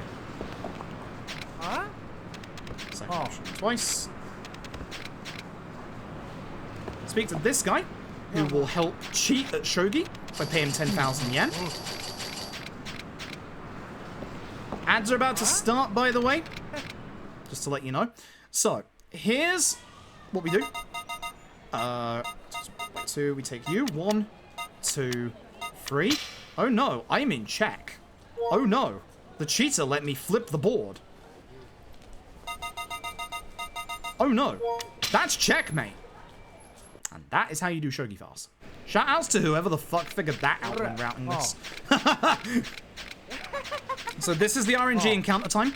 We do not want an enemy on the way back here. It is fucking hard to avoid them. They're not here this time, thank God. I don't know how I avoided them last time. Because even Tap was surprised why I avoided them. 1,000 yen to the statue. At which point we're going to find a guy whose name is Arigato. Thank you.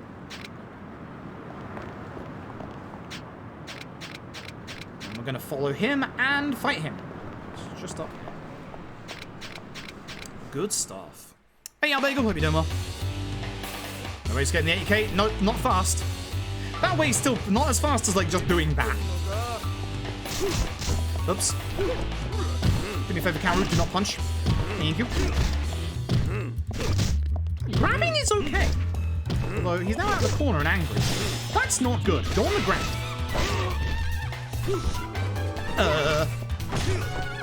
This is bad. Why do I keep missing where the enemy is? Yikes. Thank God he didn't go for me. When any enemy aggroes like that, and you can tell because they do the whole raw, I'm powering up Dragon Ball style. They get mass amount of hyper armor. They are genuinely very annoying to fight against. We have been told to go and find a code at the top of the Shinseicho Tower that is over here. But before we go up there, we're going to grab a specific item. You might see, as we run down here, pay attention to the top part of the screen. There is going to be a very, very familiar flash. Kind of covering it at this point. There it is. These are an upgraded version of the brass knuckles. These are the ogre knuckles.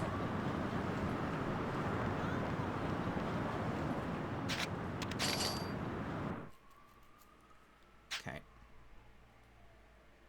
Alright, ads are starting, folks. Remember, ad block. Get yourself some ad block. Get yourself some ad block. Where is the one that I need to use? It's this one, I believe. Yep. We get a number to call. Behind the binoculars, we need to grab the locker key here. Very important. Very, very important.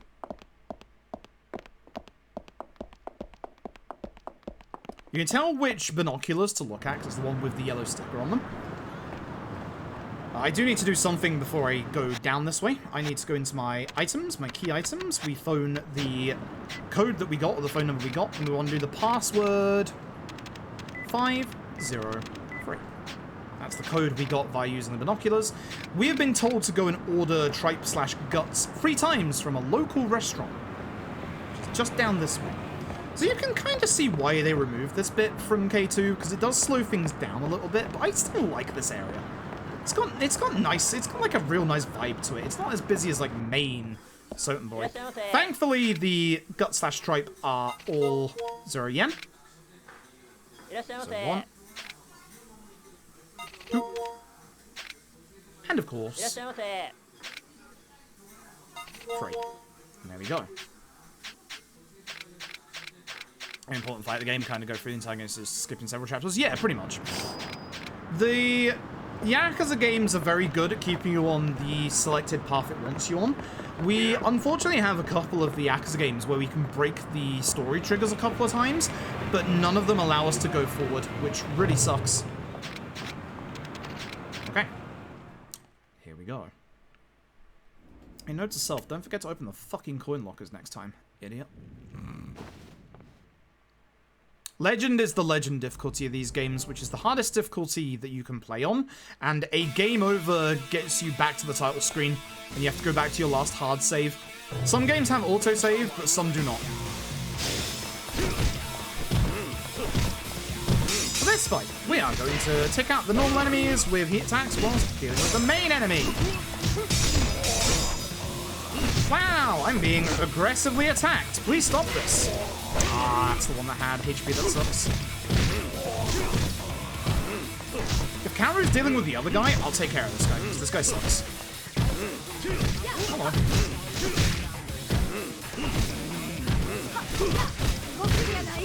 One more hit, Kaoru! One more hit, I believe in you! Kaoru! Kaoru! I believe in you, please! Kill him! Kill him. Alright. Coming up is the whole reason why we've been keeping... Nice.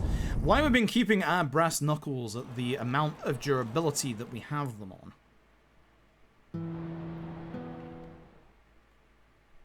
There's the right hand. Yup. Brass knuckles. Brass knuckles good. Okay, so. This is the bit where Kiryu has been stabbed. So we are going to have to get back to Aoi. The music in this bit got changed in K2. I will admit, I like it way more in OG2. You cannot beat Crazy Ken. Crazy Ken, good. So here's what we got to do. We got to stick to the left-hand side of the road. That way we will avoid most of the annoying fight spawns in this bit. Because yes, there are fight spawns. There's one on the right-hand side. It's that guy. Ah.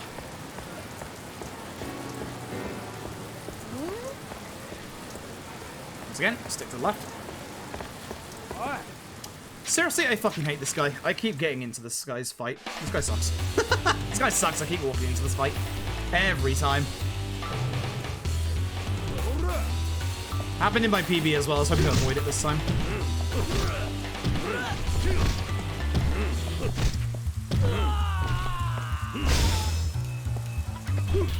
I'll kill you. This guy's one of the harder ones to avoid in this chapter. There is a very, very fucking nasty boss fight coming up in this chapter. Very fucking nasty.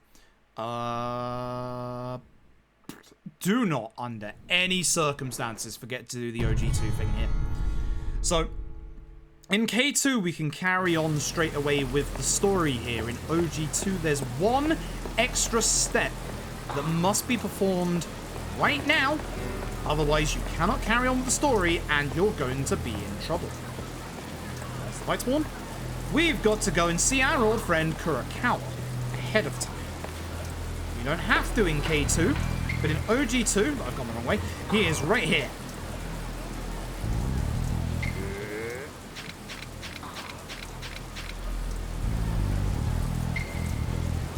So it should be now, right? Yes. The order of this chapter is a little different in OG2, and I definitely need my notes for this one, because I forget quite often what I'm supposed to do in this chapter, unfortunately. I don't know why I went the long way in my attacks list there. We're going to the coin lockers. We specifically want to open only one locker for inventory purposes. That locker is number 8. These are the Ogre Knuckles. They are a much advanced version of the Brass Knuckles, and it means I have 13 spins coming up in the next chapter, or in this chapter. Ideally, I need 12. This is why your Brass Knuckle durability is so very fucking important. I used up one more than I would like, and is the entire reason as to why I did not use up the spin in that fight in the previous chapter. So the guy who runs the golf center, he's taking a little bit of a nap. Don't worry about him. Never just fallen asleep on the floor before. Nah, actually it was this guy. But you're about to see how much extra damage we do now with these Ogre Knuckles. These Ogre Knuckles do an absolute metric ton of damage.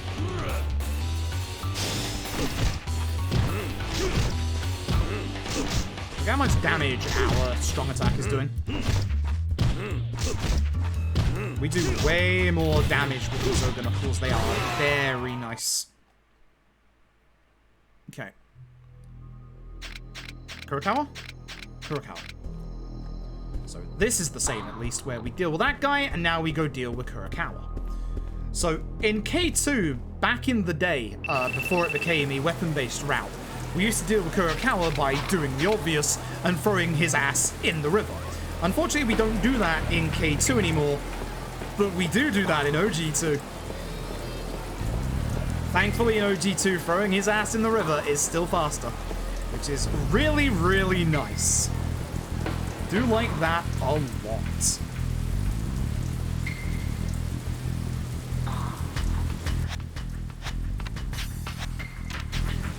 This is why we don't get the other coin locker stuff yet, because it would fill up our inventory, and we wouldn't be able to unequip our weapons. There are 2 enemies in this fight that have to get thrown in the river. One is obviously Kurokawa, who is thankfully right in front of us, and the other guy is the guy behind me. Phone, what the fuck? Nope. Fuck you, bye. It's basically the 2 enemies that have 2 HP bars. It's not you, it's the guy in red. Coming up. And there we go.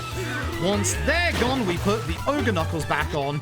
I'm about to get punched. Heck this guy.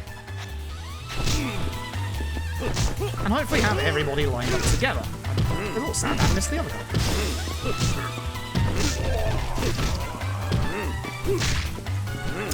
I'll hit this guy with the attack. And then get this guy. Okay.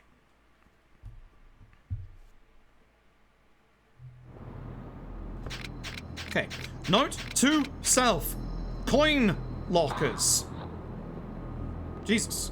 This is the point where I've got to go and open them, and I keep forgetting every time I do this run. I need to put it in my notes to actually go and get them here in, like, giant capital letters. So now we open up the other 2 coin lockers. One of them was from the top of the tower, which gets us a calming towel. Whoops. And the other one is going to fill up our remaining slot for weapons, which is actually a baseball bat. We now have, in total in weapons, the OG brass knuckles that we got in the start of the game, the ogre knuckles which we have equipped, which is not taking up a weapon slot other than the one in our hands, 1 patriarch bat from chapter 7, 1 patriarch bat from those coin lockers. Hey Brambub, hope you're doing well.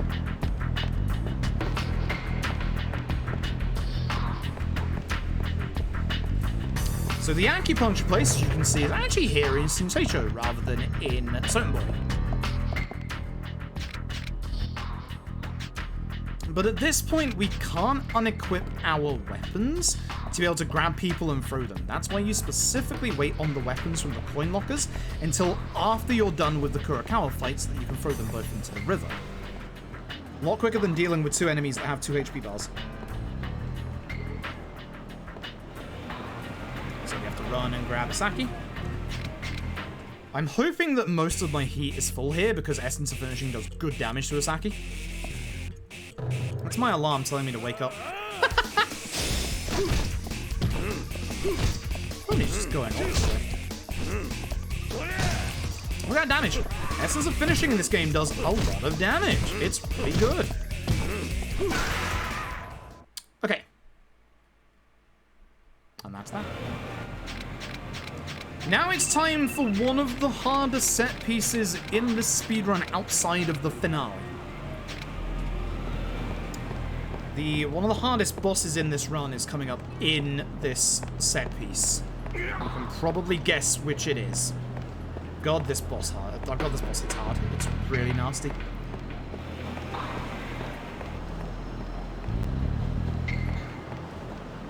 I died here in my PB, so I have a good time save if I can get it.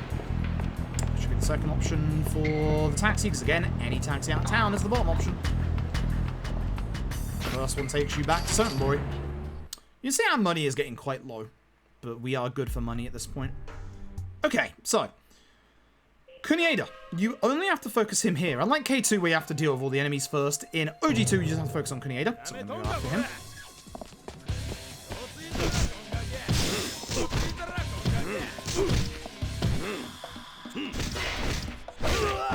Good fight. Good fight. Alright, other side. On the right side, yeah. Here's the fun fact again, as we said earlier, if you know the QTEs, you can press them ahead of time. These are not randomized like they are in K2. So it is circle X square.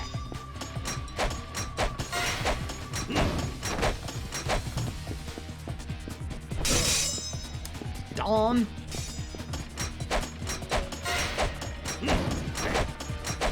So we do have one problem coming up. We need a free hand, aka no weapon in our hand, for the Gatling gun coming up. Which, if you remember what I said just a little while ago, we don't have a spare slot in our weapons. So here's what we're going to do. I'm going to grab one of our Patriarch bats, and we're going to eat it. It's going to throw. Ow. Need it first.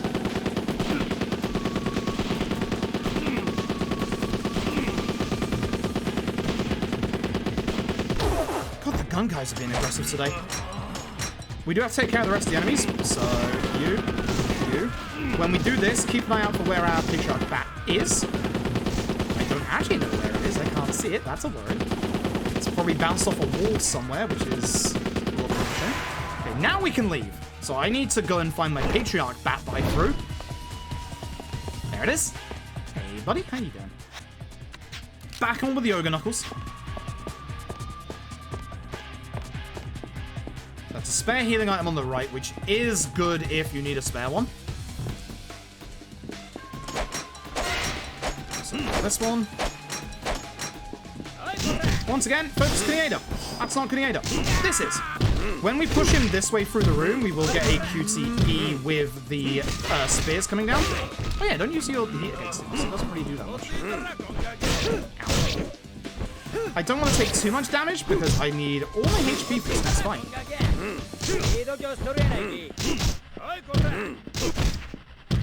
Okay. There's one more QT before I leave this room. I think it's circle. Might be wrong. Yeah. Okay, holy shit. This is the nasty part. Go back to our OG brass knuckles. So, fuck this. We want to hit these tigers, hopefully at the same time. What we're going to do is we're going to do the gut punch and alternate it with a spin to get enough iframes to go through their attacks. These fucking tigers hit hard. Really hard. I really need multi-hits.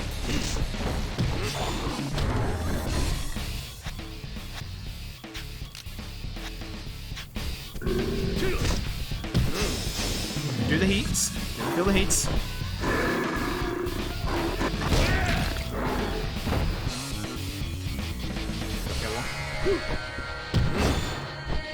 I'm hoping the other tiger will get close to me so we get it in a spin. That's the reason why you gotta spin fast.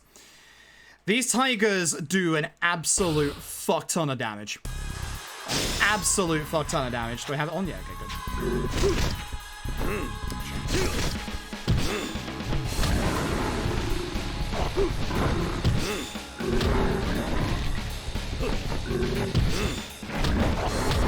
Okay, I got at least one double spin. That's nice. I need more than that.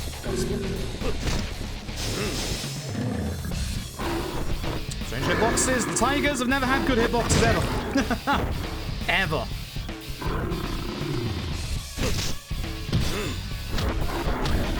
Good.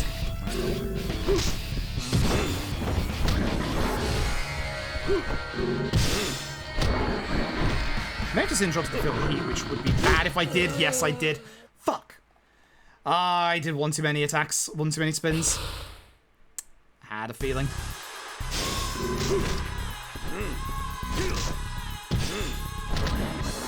This fight hurts. This fight is just hard. That's bad.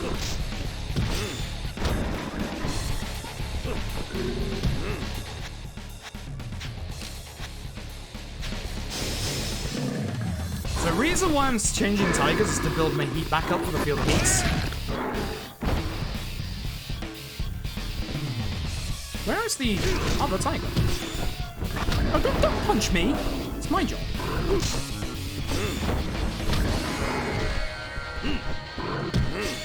No, I did it again. Okay, he's gonna try and kill me. I'm leaving. Goodbye. This one did instead. Fuck, I keep doing the spin at the wrong time. Oh, this is bad. I'm gonna lose all my time. This sucks. Oh, I managed to spin this one. Alright, you're going first.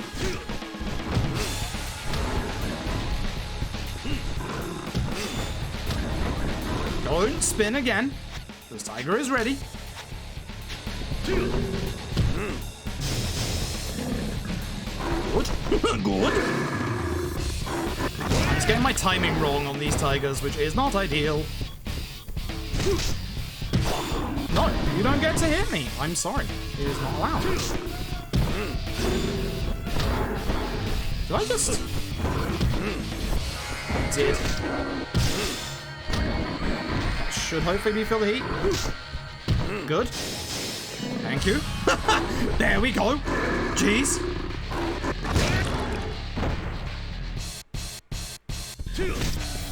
Should be going after the other tiger. No, you don't get to do that to me. Nice double.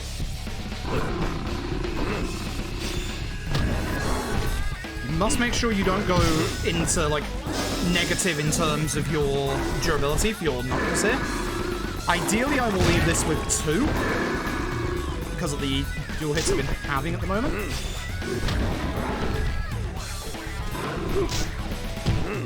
Yeah, because I didn't have heat. Shame. Yeah, I didn't build up my heat well enough. Okay. Not a great set of tigers, but it's over, which is the important part. We didn't get the long tiger QTE. I can save so much time there. But, yeah. It's one of the harder fights in this run. The tiger fight really is hard. I messed it up a couple of times, but yeah, you can see where my gold is and how much time I can actually save. I'm surprised I still save time, but my PB tigers weren't that good either, to be honest. Alright, so. Let's once again talk about differences between K2 and OG2. Coming up here, we have the Haruka idol story, which, again, in OG2 is actually a little bit quicker. I think I was supposed to walk north for the cutscene, but it's fine.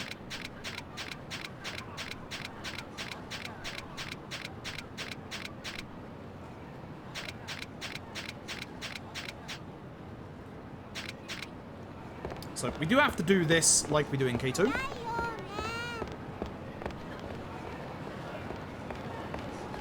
Yeah, that's what her walking animation was derived from in the early PS3 games. The early Yakuza walk and run animations are fantastic. Okay, so we're going to go back to the idol office.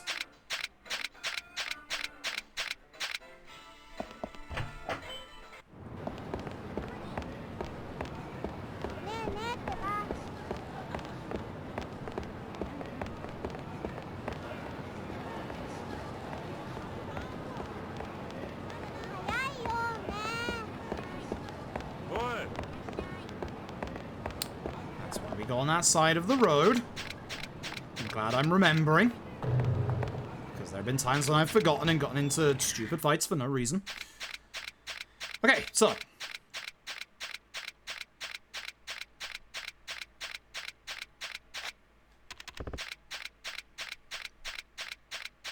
The option I want? Nope, wrong option. Wrong option is the top option. I'm stupid. Okay. So this fight is going to be slower than K2 because in K2 we just grab the side and we hit everybody with it. But this fight also has a great soundtrack that fucks. Again. Theme of OG2. OST fucks. Whoops. I'll leave him alone. He's not going to leave me alone though. So now we'll hit him as well because we're taking them both out.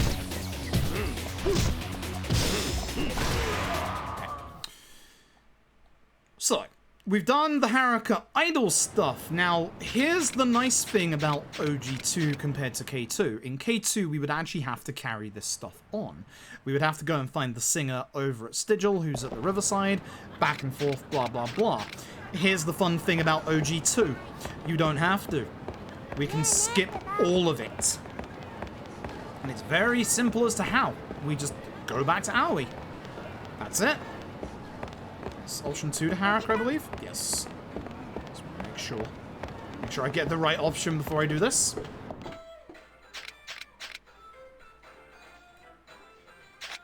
And there we go. That's it. We're done with Sotenbori. That's it. Okay, so. This bit is obviously very different in OG2 to K2. In K2, we have physics, thanks to, you know, being able to throw people off the truck. There's also way more enemies than there are in K2.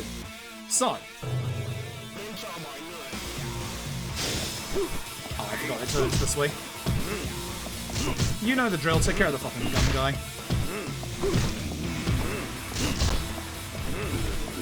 Don't be afraid to use your heat attacks. If it would let me.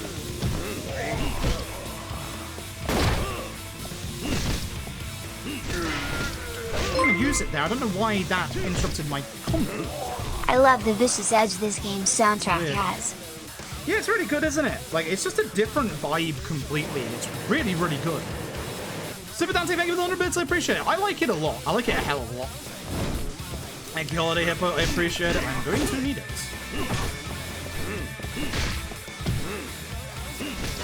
Good, that's the guy I wanted to heat attack, not the guy on the ground. Myself turned around every time. Leave me be. Enemy E.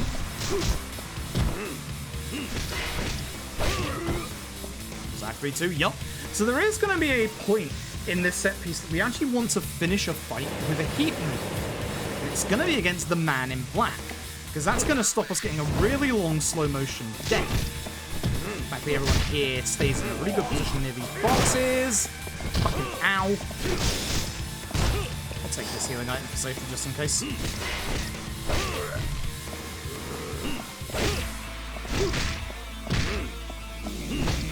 Please do the heat attack, Kiryu.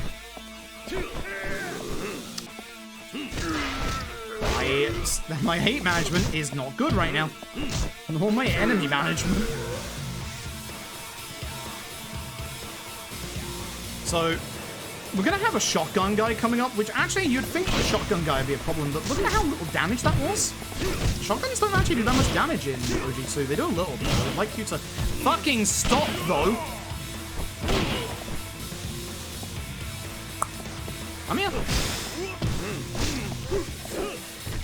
Okay, I'm just gonna... Fuck.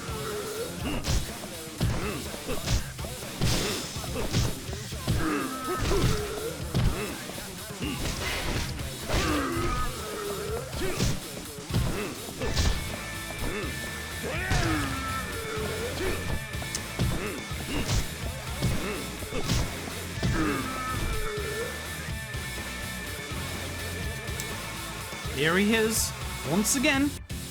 It is the man in black. So to avoid the big long cutscene at the end of the fight, we're actually going to heat attack him to finish the fight.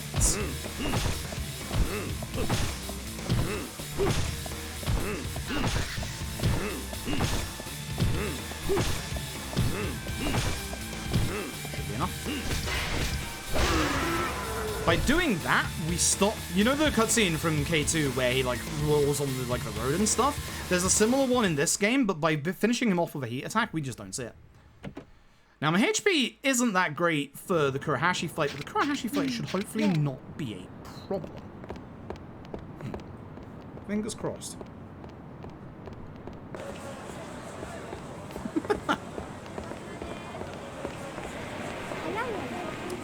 Fight spawn this time.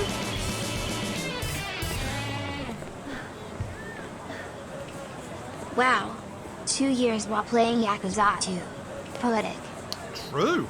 Robito, thank you very much for the 2 years of support. Thank you so very much. Now, there is members of the Jingwon. As long as we stay to this pathway like we usually do over here, then we are fine. I'm stuck. But you can't go that way. Okay, so. Coming up. You remember we got an item called the Calming Towel earlier. That stops us from generating heat, which will stop us from knocking Kurahashi to the ground. Now, what we're also going to do is use an item that's only been available in the OG games. The Scander Water. Things are going to seem a little bit weird and different.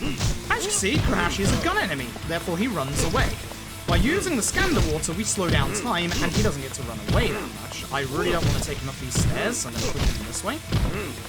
I do want to lead him around the room, though. I do not want him in this corner, because the other enemies will get up to me, and that's bad. Oh, this is not good. This is really not good. Yep. That's what I was worried about. That's what I was worried about. I pushed Kurahashi into a really bad position. Gonna lose time in this chapter for sure. So once again, Calming Towel, Scander Water. That's better.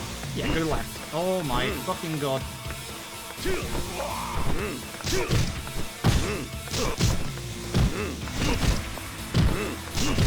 Bad. I do not want to go up here, but I'm going to go up here. You really want to take Kurahashi around the entirety of the room, which is why this is bad. Because now I'm in a corner, I'm going to get hit by the enemy again. This corner.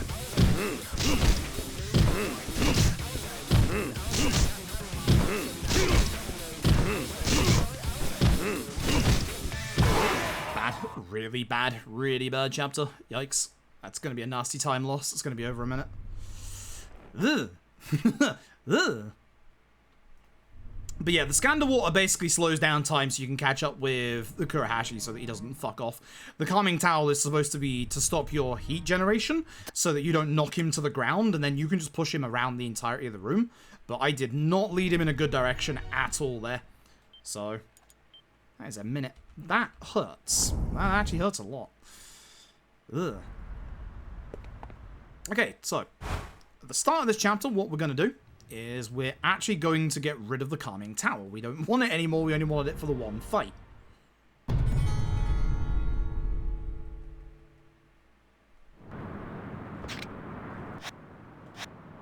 So, off you go. Lovely. Good old Majima construction over here. So, we're going to go down to Tenkaichi. Via, obviously, Nakamichi, because that's the only taxi spot we have that's close. Avoid Suinaga's sub-story again. And then remember to go to Dokimoto's afterwards.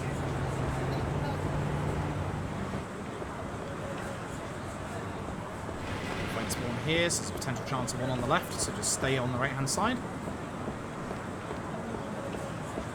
And again, avoid Granny White as we go back to Serena. She is back here somewhere. There she is. Hey, Tap. This run's been... The first half of this run was really good. The second half of this run has not been very good. Well, apart from Daigo fucking Dojima. We did Shindo skip, but you know the fight where we build up the low HP for Shindo skip? Daigo decided to kick the guy with the sword, which meant I couldn't hit him and interrupt his attack. Which meant that he actually hit me and killed me. So, the fuck you, Daigo Dojima. He's not in my good books at this moment, and he's not getting a Christmas card. There's our brass knuckle fight again. Fuck Daigo Dojima today. He has been a pain. And then the tigers caused the usual problems, which is not good. I have so much time save. I have so much time save that I can still do in this run, which is a shame. The only one who can lead the clan. To be fair, he did kill Shindo. Okay, Tojo HQ. So actually, the closest taxi for Tojo HQ here is the one in the top left part of the city. In K2, we run down to Tenkaichi, but in OG2, it's actually this way. Which is kind of nice. So again, watch out for the fight spawns here. He's on the left.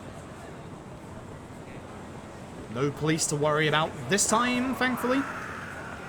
I still don't remember where the fight spawn is, if there is one here. I'm fairly certain there can be one here, but I don't remember where it is. These ones I do remember. It's nice and easy to see them as well if you go in the middle of the street. There he is on the left. Once again, anytime we leave the city, it is the bottom option. Oops. Alright, I forgot. In OG2, you have to walk forward. In K2, it just shoves you in the cutscene. In OG2, you gotta walk forward.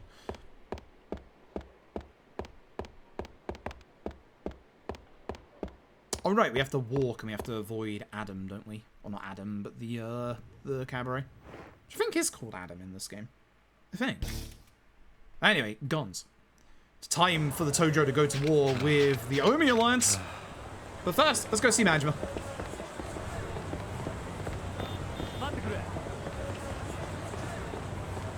And a gun in any of his fights. Daigo with a gun is mostly dangerous if you forget about Daigo with a gun in Yakuza 5. If you forget about Daigo with a gun in Yakuza 5, then yeah, Daigo dangerous. But Daigo with a gun in Yakuza 5, no. Bad track record. Good track record, then bad track record. Also, if you think about Daigo with a gun in Yakuza 3, it gets him shot. Like, he goes for a gun in Yakuza 3's intro and gets shot, so if you think about it. Daigo with a gun is not necessarily the best thing. Although Daigo with a gun is okay in Yakuza Dead Souls. But Yakuza Dead Souls isn't canon. I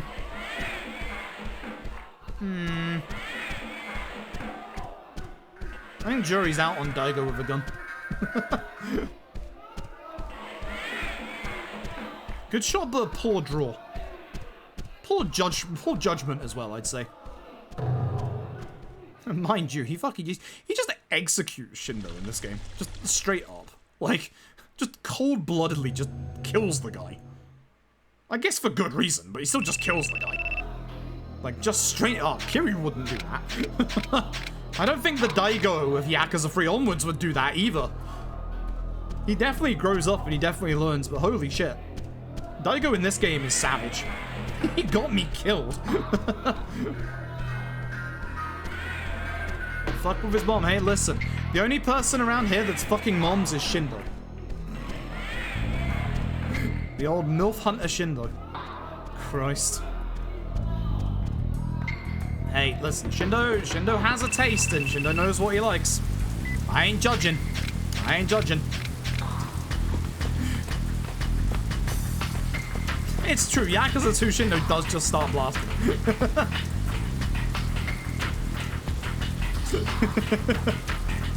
Okay, so we do the walk to Bantam, don't we? Yes. And then it's the Bantam fight, the clinic fight, and the Stardust fight. Alright, this is where the enemies start going aggressive again. We have to be careful. Well, let's see if we can end this run nicely at least. I'd like to get at least sub... You again! I'd like to get at least sub 235 in this run. I died a couple of times to Ryuji, so there is the chance. MILF Hunter Shindo, yeah. That's what he does. He wants to do Daigo's mom. And he does. Did you miss that part? He wants to do the mother, which is not good. Shindo just wants the Tojo clan for the power and for Daigo's mother. He's a miscreant. Okay, so back to fight. I hate the camera in this bit.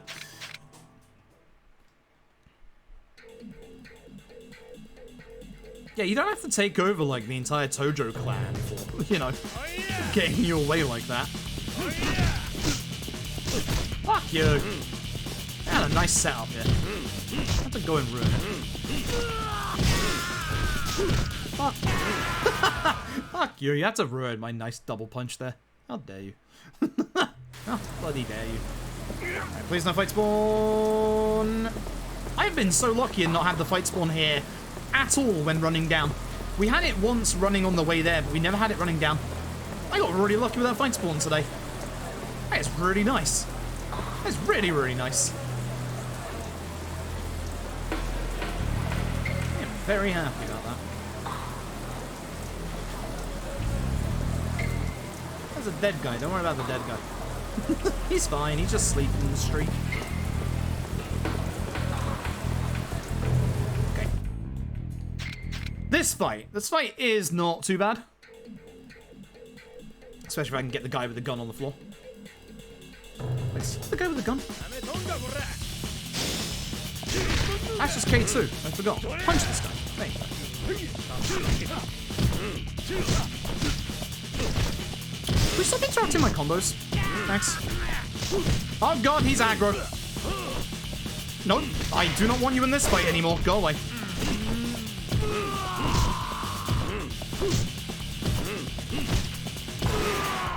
Full heat for the next fight, which might be a problem actually, because I can easily aggro these enemies. Alright, so the final Stardust fight, this is where the really nasty aggro enemies are going to turn up, so I need to be very, very careful with how I deal with some of these enemies. I just wanted that ice cream. Thought it was real.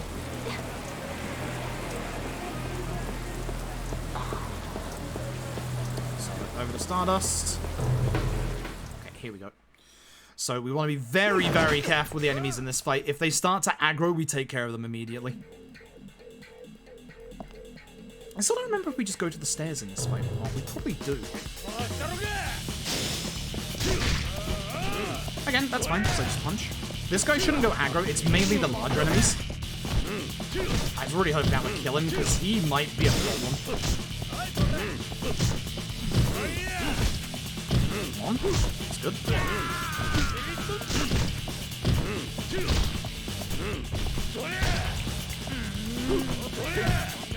I wanted to go in, but it still works.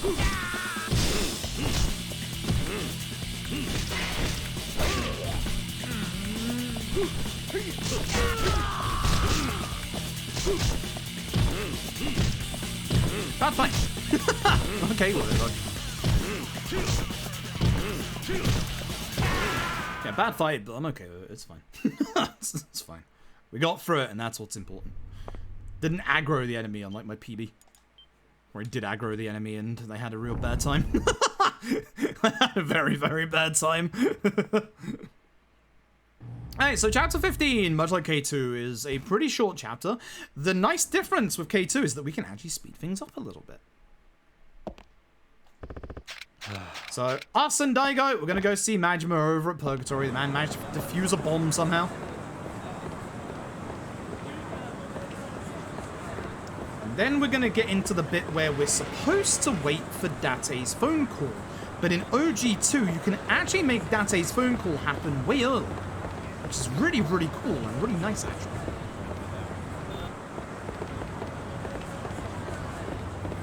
Again, avoid Suinaga.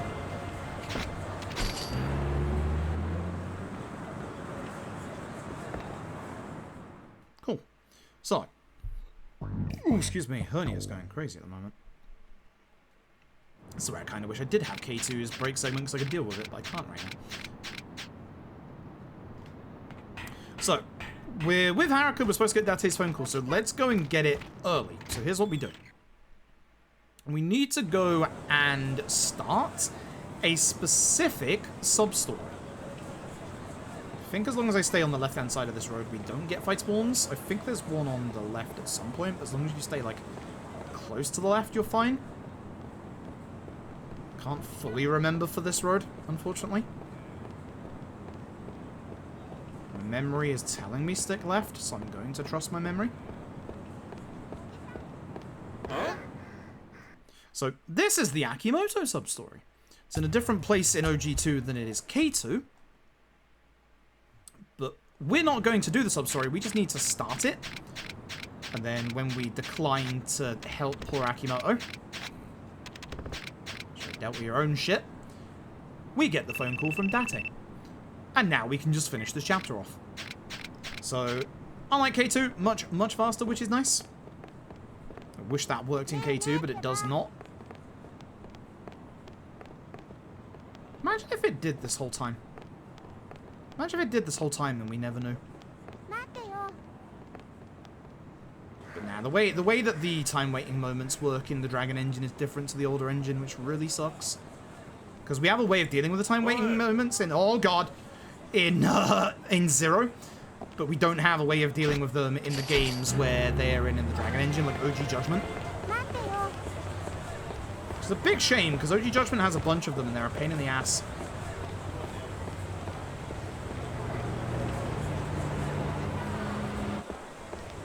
Times 6. We should finish this run just in time for me to stop for dinner, which is good.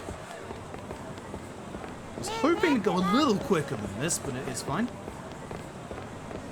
I was hoping to be like halfway through the finale at this point, but too many deaths to tigers. And Daigo. Thanks, Daigo. It's a lost judgment to figure it out. Well, I really hope that any future RGG game takes a leaf from Lost Judgment. Zero money walls and also zero time waiting segments. Like, oh my god, it's so good. Like, that is something that I will praise Lost Judgment for as long as I live, is the fact that Lost Judgment doesn't waste your time. It doesn't waste your time at all. If we could keep doing that in future games, that'd be great. Because for as much as I like LAD, I will say LAD, having to get 3 million yen is a really bad game design. Like, I know there's a quick and easy way to do it with the Kappa statues, but you practically guarantee that players will look up a guide to figure out how to do it. Like, I think that having a big money wall like that is just, it's arbitrary. I feel like it's not good. I genuinely feel like it's actually not good.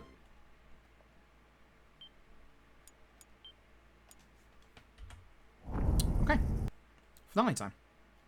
It made sense in the story, but that doesn't mean you should have to do, like, as much as 3 million yen. Like, would help if I did the right option. Because that's, yeah, Madada. So, no, not ready yet. Alright, so the finale for OG2 is very different to K2. In K2, you'll know, obviously, we walk through the entire Kamurocho. Here, we're going to do little fights in Kamurocho before we get to the hard part. So, For this first fight against Jingwon Mafia, these guys are fucking annoying. We're going to deal with them by drinking the Skanda water and slowing them the hell down. I was hoping to actually get punched there, but I didn't. Okay, this guy is gonna go. He's the annoying one. Also, I can just chain together these two, which is nice. You can use your heat here because otherwise you will knock them to the ground. Shouldn't. Right, that's pretty nasty. Okay, holy shit, they are going aggressive. You know what, I'm just gonna do this. I'll get rid of him. Mostly. Oh yeah, stay in the corner. Oh, that's good.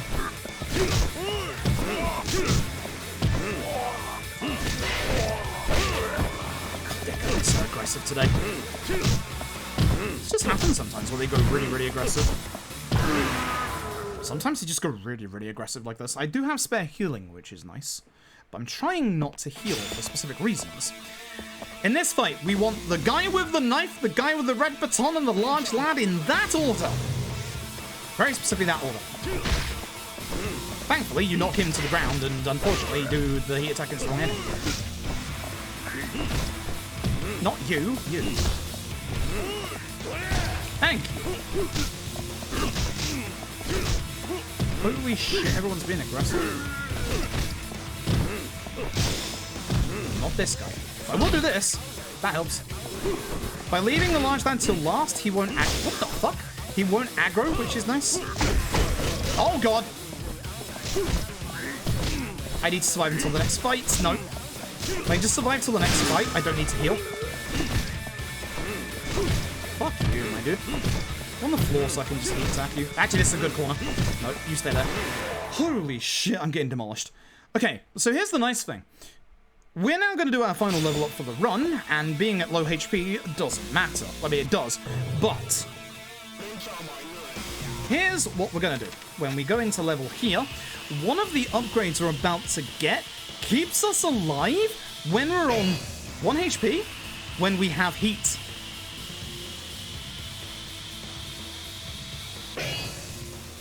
And obviously, as you can see, I'm on low HP and I have heat. You'll tell when it happens because the screen will do a very special effect. You cannot miss it. Fuck this fight. This fight sucks. Hoping to get both these into a corner. This is a good start because I don't have to deal with both of them at this point. That's what I was worried about.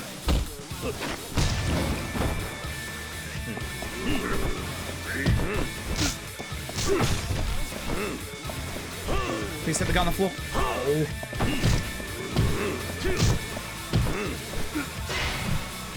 This is why you want to get both. I just did a filter. It's a good damage against both of them. Although now that leaves me one hit killable. So maybe that's not a good idea. Yeah, maybe that's actually not a good idea, you fucking dumbass. I just realized when I was doing that. Wait a minute. Wait a minute. That's going to kill me.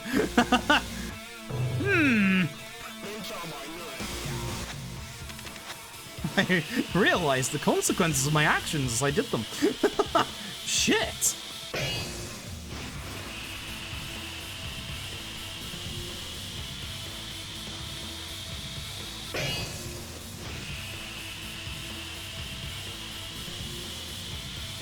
Now I have to do this every time.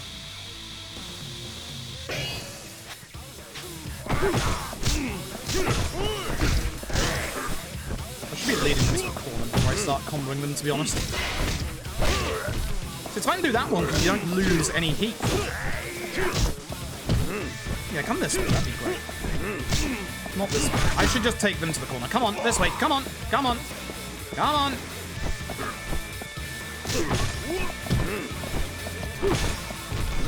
That's a shame.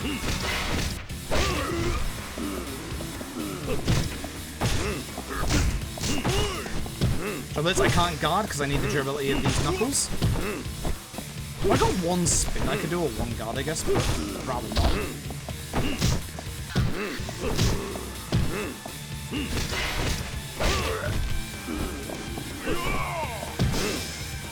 sure. I don't really want to use this because of my HP, but I will do. If I have to heal, I have to heal.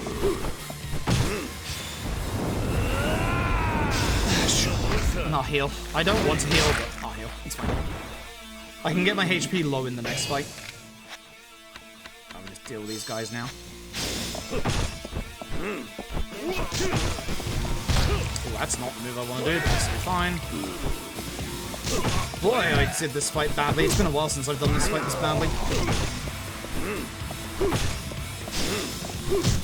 Yeah, terrible fight.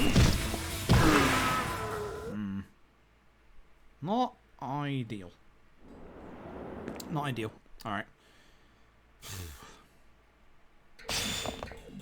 So, hopefully at the end of this fight and the next fight, I'll be in red heat, specifically. You get healed for this fight anyway, so it's like, that's why I wasn't too upset about healing there. Probably guess, go after the gun guys first. Although, it doesn't matter if they hit you like a couple of times. I would like to save as much health as possible for this fight, at least, or this part. Get my health lower in the next fight. Could you know, fuck off? Mates? I thought he was a bit further behind me.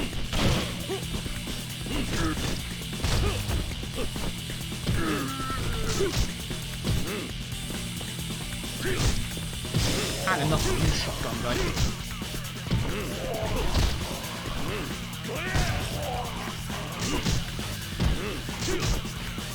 But yeah, they all spawn from down here, so you want to like kind of lead the enemy over there. Although these guys spawn because I turned the camera.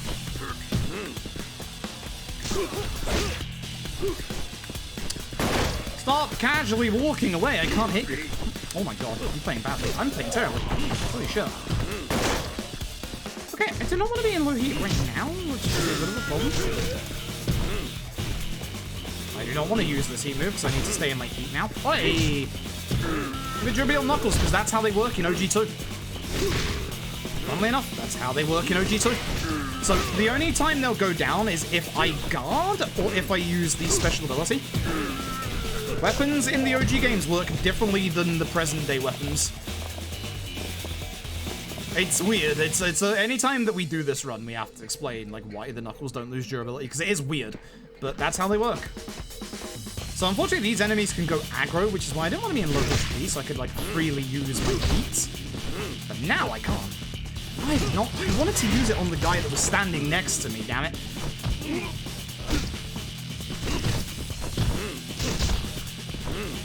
I do not want to use the heat move that's going to get rid of all my heat, because otherwise I'm in trouble.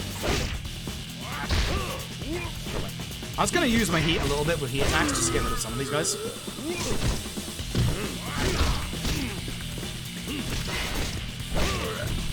I get hit a little bit here.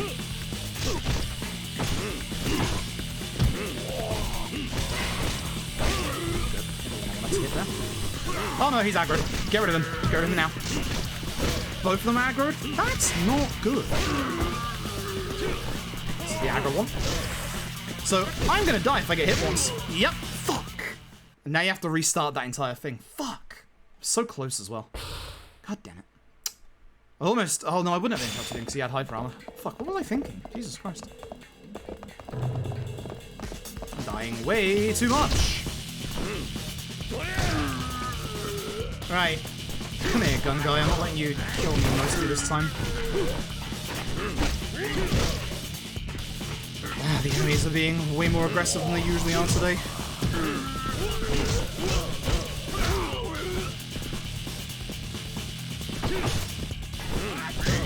Oh my god. They're actually being way more aggressive than they usually do. See, Shotgun Guy doesn't do damage, but Shotgun Guy interrupts me, and that's the problem with Shotgun Guy. Oh my god.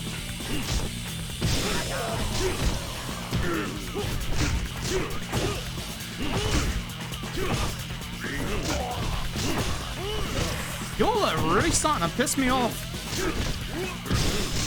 Fucking leave me alone, holy shit.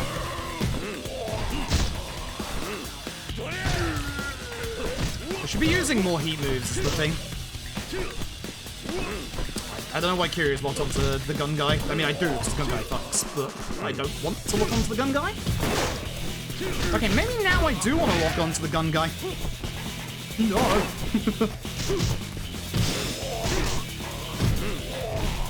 Hit position again. God, I don't like this. Oh my god, stop killing me. Are you fucking kidding me? I'm just gonna heal. Fuck it. I can get my health lower again in a second.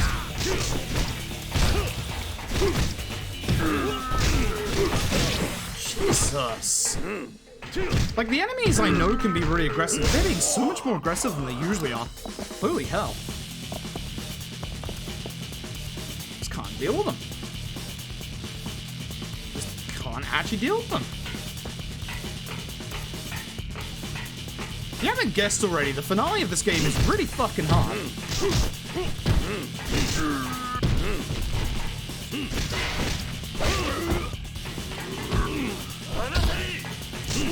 Actually gave me hyper armor, so that wasn't too bad.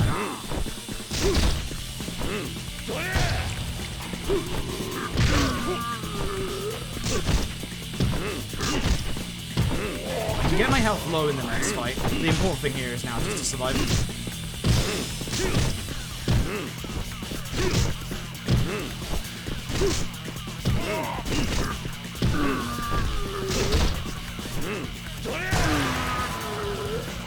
My heat built up just in case. Okay, final time. The man in black. We're gonna let him get us to low HP. I'm going to punch him first to make it so that, you know, in case something goes wrong, I can just take him out in a hit.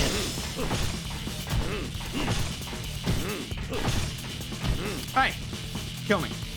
Fortunately, it takes the man in black a little while to actually kill you in this game.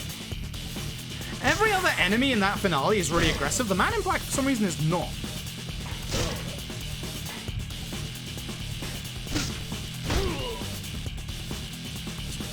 Time. Not the stun. For what we got. Okay, now we can carry on. So we want low HP for a reason that you'll see coming up. Okay, so as part of OG2's finale, there's actually a hidden item here. Not that pillar. It's behind this yellow transformer. It is this. It's not a coin locker key. It is an outright item. It is the payback ring. The payback ring obviously does more damage when you're at very low HP. So, we have to hope for a tiny bit of luck here. So, Ryuji 2 can kill us. If Ryuji 2 does a specific combo, we just die. There's nothing we can do about it. So it is literally just, we want to get lucky here. There's nothing we can do if he does, so hopefully he doesn't. For our first patriarch bat, all we do is attack. We just have to hope to get lucky. Look at this, look at where my gold split is here. God. Look at the damage.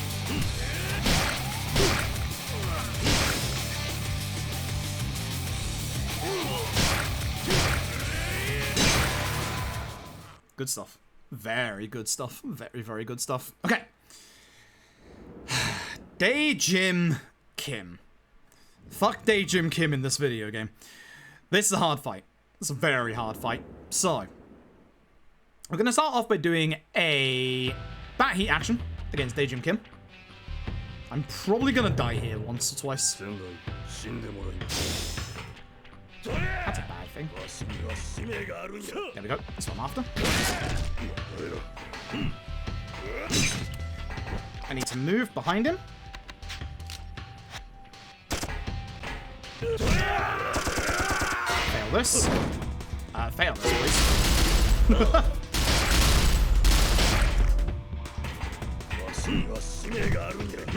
That gets him to do that combo, at which point we can attack him again.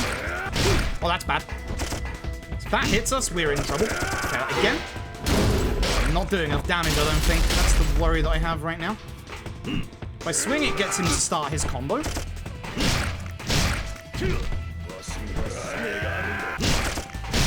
we should go down. Oh, it's X. Fuck, that's bad. Okay, we should go straight into the thing, hopefully. Oh, we didn't.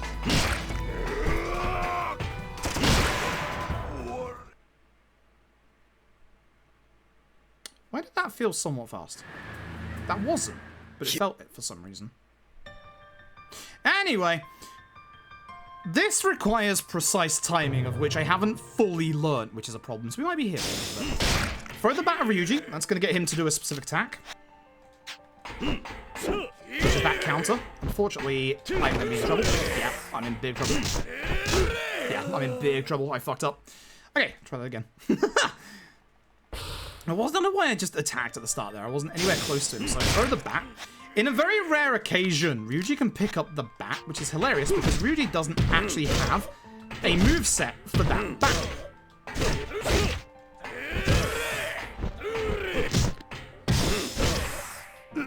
Lost it. Yeah, I lost the timing. I had it, and I lost it immediately. But yeah, for some reason, Ryuji doesn't have a moveset for picking up this bat, so if he actually does, if you do get lucky and he picks up the bat, he can't do anything. It's not what I wanted to do. Oh, Kiryu, please don't go the wrong way, for fuck's sake.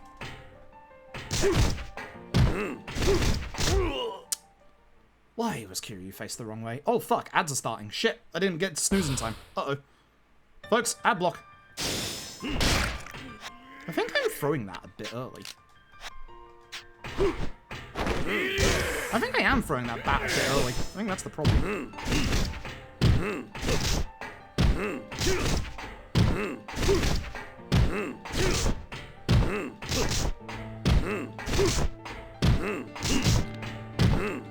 There we go. That's the one. Got it. No! Okay, it's fine. Just power through his thing. Whoops!